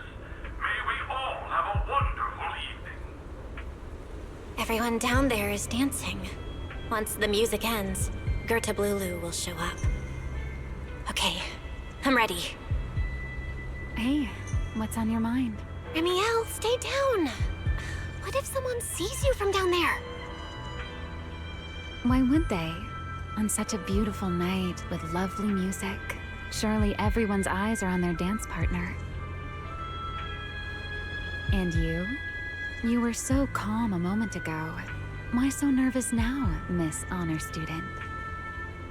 No matter how we frame it, what we're about to do could be considered an assassination. To the unsuspecting crowd below, we must look like a pair of unforgivable criminals. Relax. I've witnessed spectacles far grander than this. Oh, right. The music won't end for a while yet.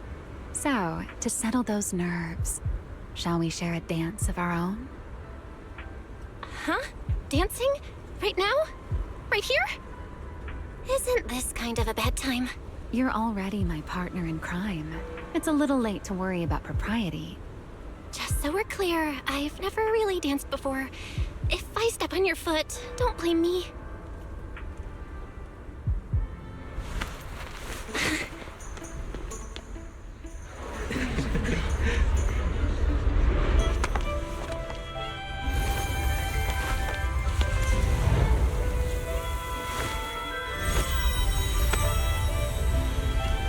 You know, Belle, I've actually been keeping something from you. And you're definitely gonna be mad once you know the truth. But what can you do when your partner turns out to be a liar? Lady Dracaene is here. Everyone stay right where you are. It's time for her speech. After you, Lady Dracaene.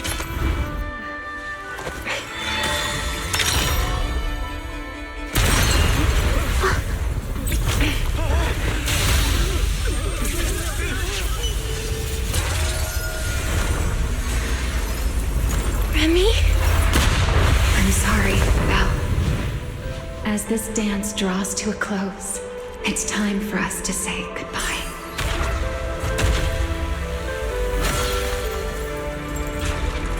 You know, Belle, you almost made me forget that I no longer belong to this era. I almost forgot that I was meant to fly into the abyss alone. There's still a place for you to go back to.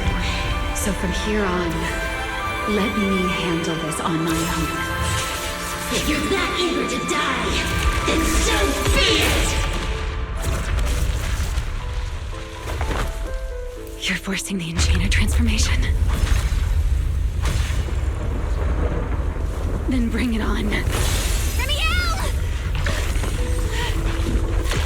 I won't let you shoulder this burden alone. Remielle, if you ever freeze me with those feathers again, I'm plucking you like a chicken. Belle, why are you here? Didn't I... You're the one who said we were partners in crime. What kind of partner just ditches someone like that? Sorry. Save it for after this is over. What just happened? And what's that huge ether glow over there? That's Girtablullu's cocoon. Since we ruined its plans, it's trying to absorb nearby ether to make up for the energy deficit and force its fusion with the Karma Core. And completely devour Dracaene. I can't be certain how much longer she can hold on. Is there any way to stop it? Do you see those new ether growths nearby? Girtablullu created them. They're basically doing the equivalent of a blood transfusion, gathering ether from the air and feeding it into the rapidly growing cocoon. In other words, if we cut off those growths, we can stop the cocoon from growing any further.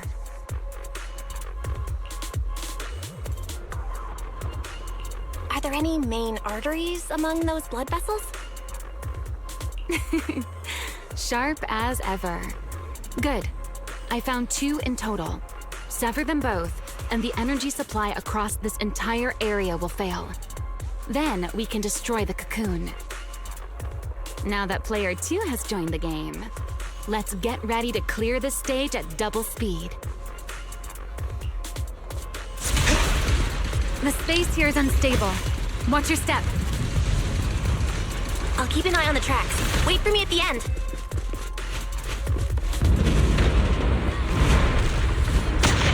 Watch out! That's it! That's the first artery!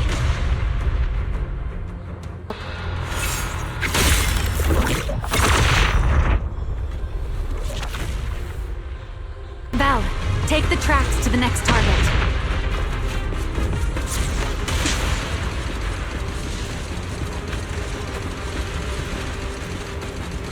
Not good! I'll think of something. Using the rail car as cover? I'm impressed. We're getting closer to the second target room. Destroy it, and the cocoon's growth should stop completely.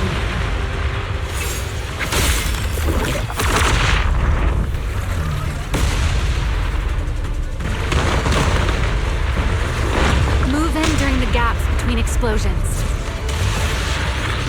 Belle, ready to punch right through it? Absolutely. Match my rhythm. Now!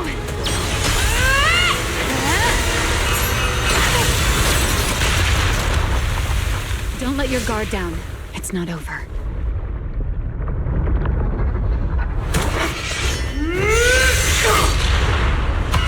Activate. Evolution complete.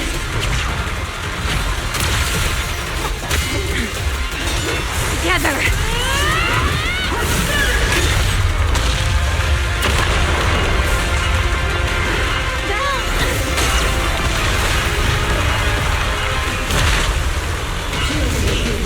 Become the sacrifice for my rebirth! Almost there. If we can just expose its core. Hang in there! Follow my lead!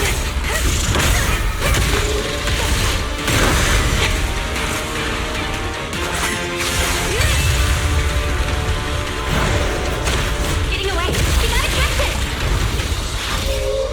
Belle, you should take a breather. Now then, it's finally time to get serious! Counting on you, Remy.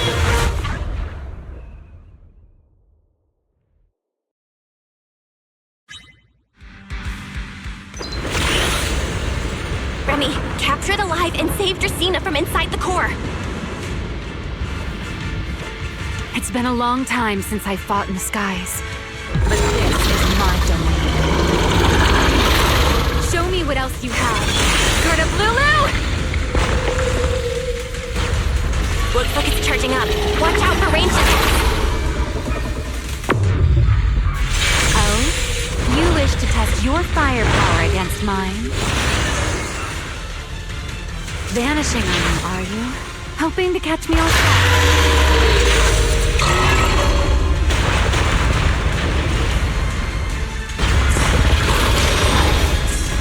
Always attacking from behind. Can't you face me head on? Unfortunately for you, I don't leave open. Bringing down the pillars to block my progress. Out of my way. It won't be long now. Its core is about to be exposed. Good. Time to end this. And now, checkmate, monster. I hope you enjoy the dance of death.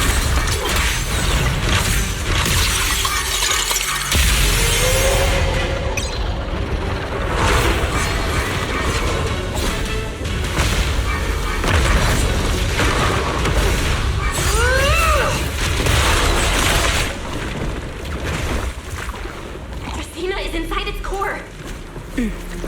I'll handle this.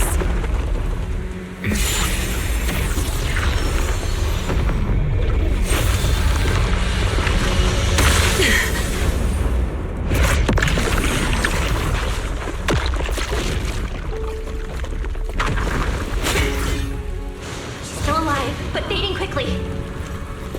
I'll stabilize for ether activity.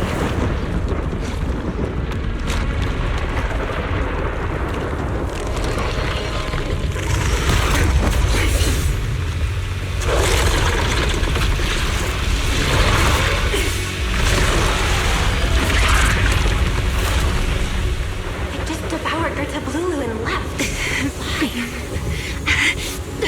Remy, are you okay? I'm fine. Forget chasing that big one. Saving Dracaene is what matters now. We still need to see this little act through to the end, don't we? Suspect's location confirmed. All units, combat readiness level 1. S-rank wanted criminal Remielle Dan. You would do well not to resist in vain. Lindburn? Why is she here? Isn't she supposed to be in Virium? I don't know what's going on, but I have to explain this to her. You there, unfamiliar face. I do not know your identity, but if you have nothing to do with this, do not act rashly. Our first priority is to ensure Lady Dracaene's safety and arrest the criminal who attempted to take her life. If you understand your position, remain silent and do not interfere with our official duties. Sigrid? Is she telling me to stay out of this? Why would she do that? Why am I being kept in the dark? Remielle, hand over Dracaene beside you. Do not try anything foolish. You mean this little one? I was beginning to tire of her anyway. Take her back. She's still breathing. Whether she survives is up to you. Remielle, why does it feel like you knew this was coming? What are you trying to pull?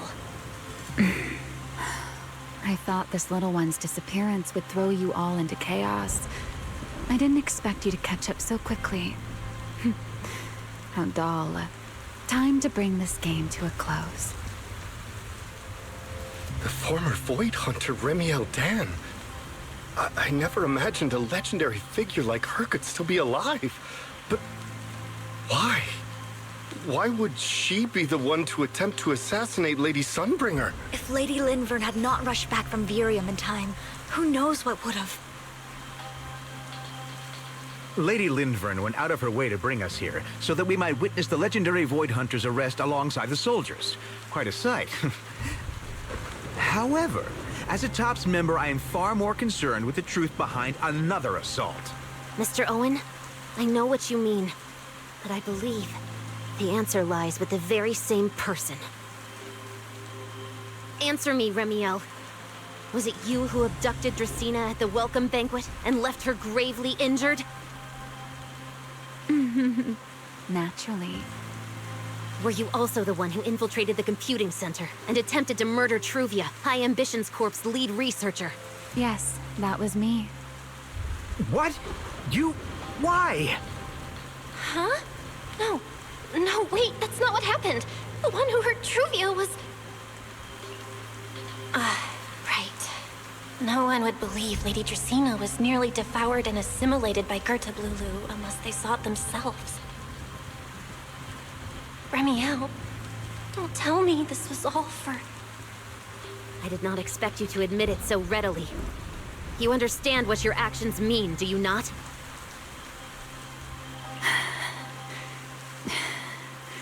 Of all times, now is when I've reached my limit. What a pain. It's not over yet. Remielle, do not attempt to resist. No, I won't resist. I'll simply vanish right before your eyes in an instant.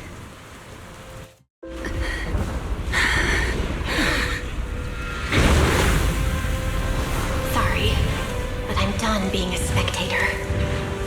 This performance of yours, you wouldn't mind one more joining, would you? You want to share the stage with someone like me? Let's finish this act together. What are you trying to do? Rescuing my partner in crime. Everyone, until we meet again. Lady Linford, send someone after them quickly!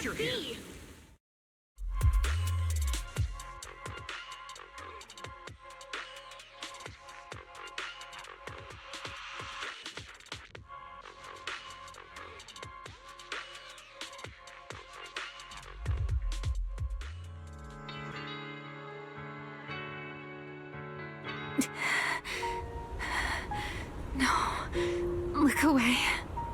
It's okay now, Remielle. Please don't look at me. Okay, I promise. I won't look. Thank you. So, why didn't you tell me sooner about your plan with Sigrid and even Linfern? Because you and I are different. You still have somewhere to return to, but I do not.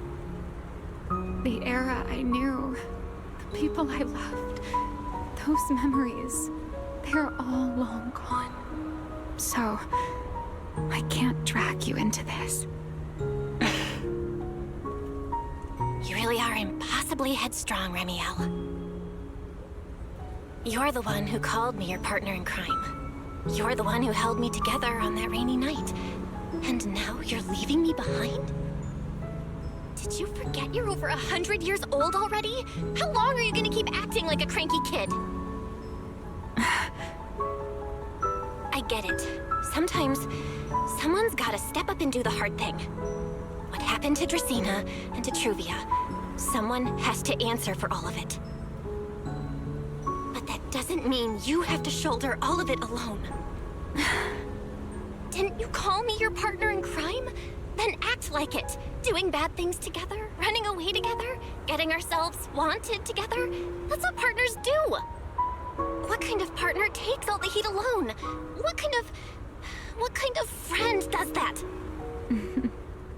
You really are getting more silver-tongued by the day, Belle. I'm not trying to sweet-talk you. Can't you tell I'm really mad right now? I can hear it, Belle. I'm sorry. I shouldn't have done that, my dear partner in crime.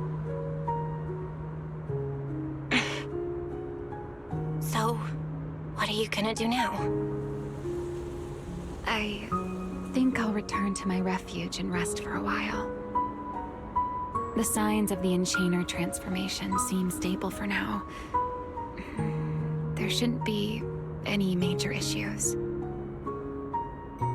As for what comes next, I'll leave that to Linvern and Sigrid.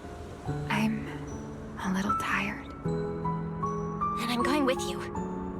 There's no need for that. I can walk on my own now. I know what you're thinking. I can't let Remielle out of my sight again, or who knows what outrageous thing she'll do on her own, right? I promise, this time I won't go anywhere. Really, I only want to rest by myself for a while.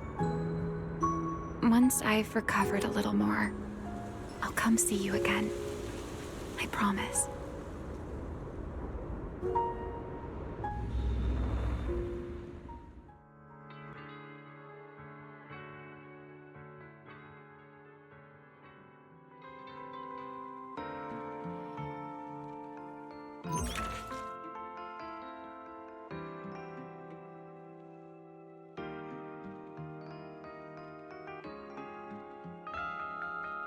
Oh, Belle, over here! Have some bacon. Ketchup or mayo, manager? I've got motor oil on the table too, if that's more your thing. Would you like an egg, Belle?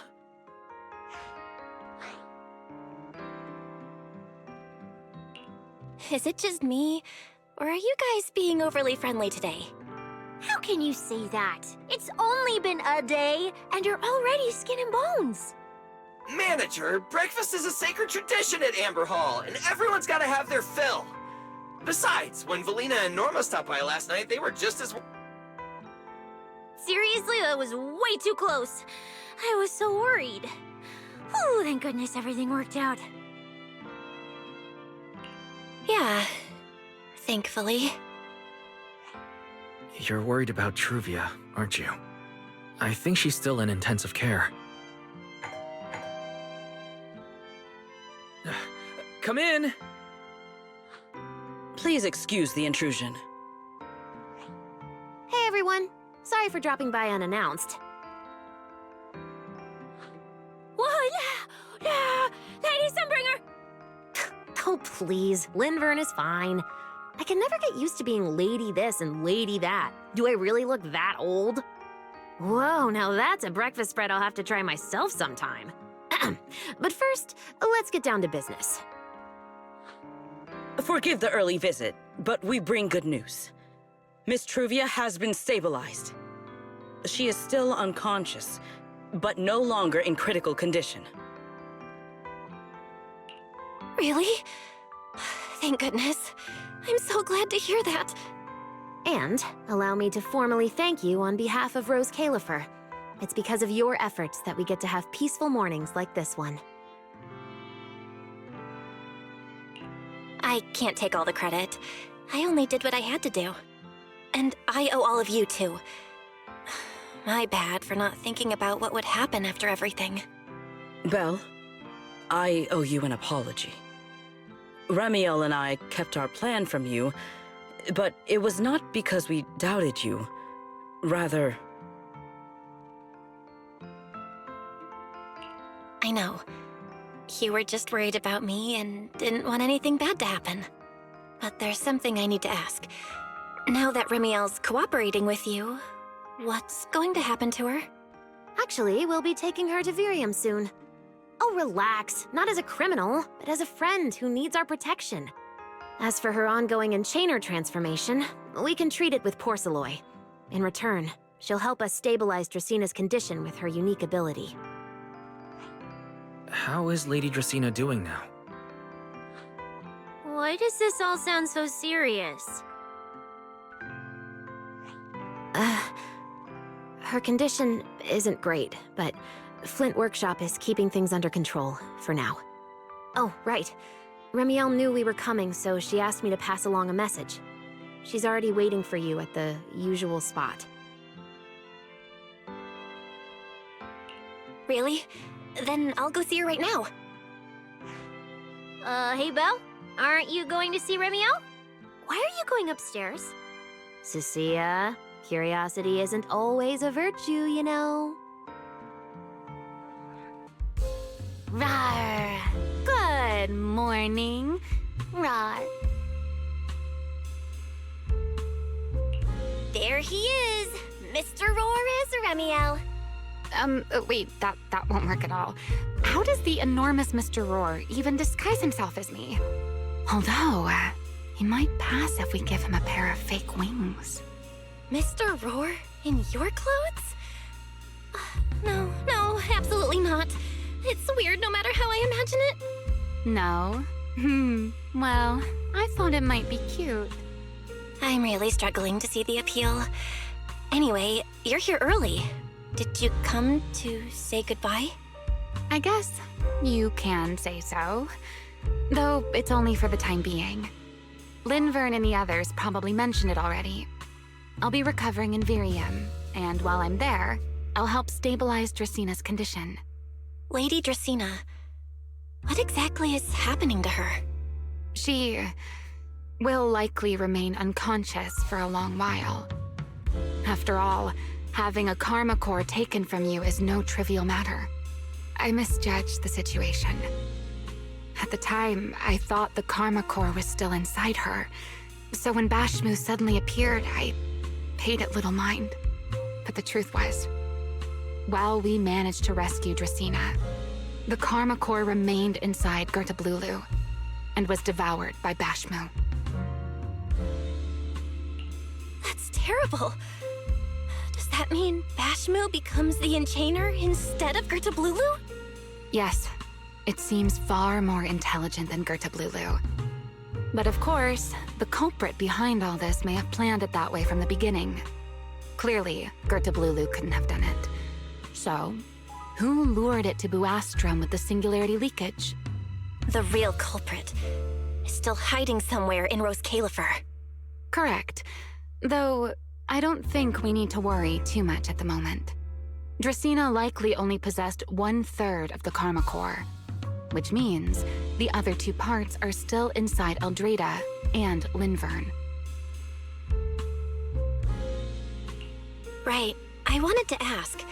You said karma cores are sealed in Void Hunter weapons. But why is Lady Sunbringer split into 3 and stored in 3 different bodies?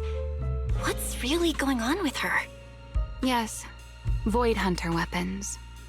Perhaps that's what the Sunbringers truly are. Huh? Oh, come to think of it, I don't think I've told you yet. The truth behind the so-called attempted assassination of Lady Sunbringer. The truth is, I really did come to Roswick in search of Sunbringer. Not the 3 who stand here today, but the one I once knew. And then I saw Eldrada. Do you know that strange feeling? How someone can look so much like her yet not be her. Somehow, after reclaiming Thaumiel, the remnant inside it resonated with the karma core fragment in me, and suddenly I was able to sense the karma cores within the Sunbringers. Which is very strange. Sunbringer didn't fuse with the karma core and become an enchainer. Rather, the karma core was divided into 3 parts and stored within the 3 Sunbringers. which is just like Void Hunter weapons. You mean the 3 Lady Sunbringers we've met are actually living Void Hunter weapons? No. There's no way that's true. Well, it's only a working theory. There are still plenty of gaps in it, but it does already answer a lot of questions. The most important question I have is, where is the Sunbringer I knew? I don't believe she would die so easily, yet somehow she just vanished from everyone's memories one day, and then she became the 3 Sunbringers we know. So until I find my answer, I suspect I'll be staying in Roswick for quite some time. Still, some proper rest is greatly appreciated, at least for the next few days.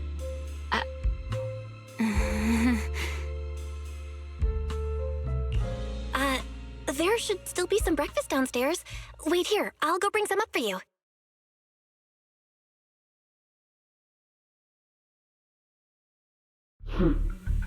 How many times have I told you before? You really need to stop sneaking up on people like a ghost. You and that emotionless girl.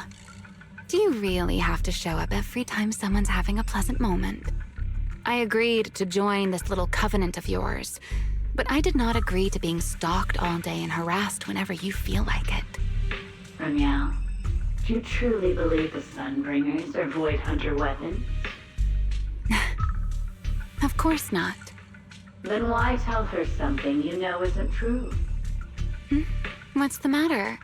I merely told a small lie. Hardly the first time. Why? Are you getting nervous? Don't answer my question with another question, Remielle. Oh, all right, fine. I'll explain. It's simple. Because sooner or later, she's going to uncover the truth behind the Sunbringers, whether I tell her or not. But now is not the time to reveal the answer yet. For her sake, for the 3 Sunbringers, and for Roswick.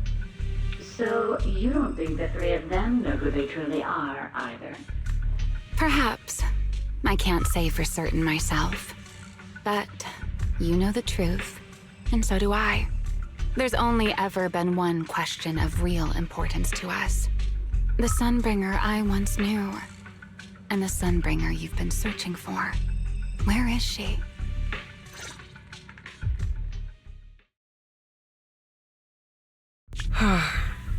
How pitiful. What did they call that monster again? Right, Girtablullu.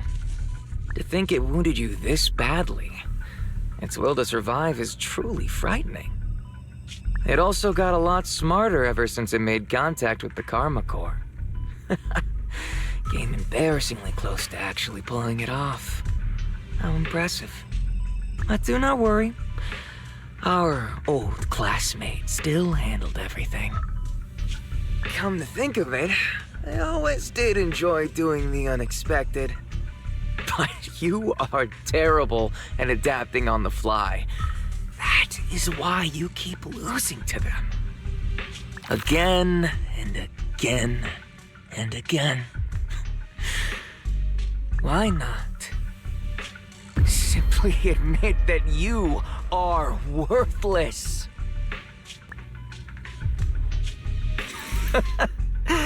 Just kidding. You would never accept this outcome, would you? That's enough for an infirmary visit. I have something I must do. And I look forward to your performance in the next act.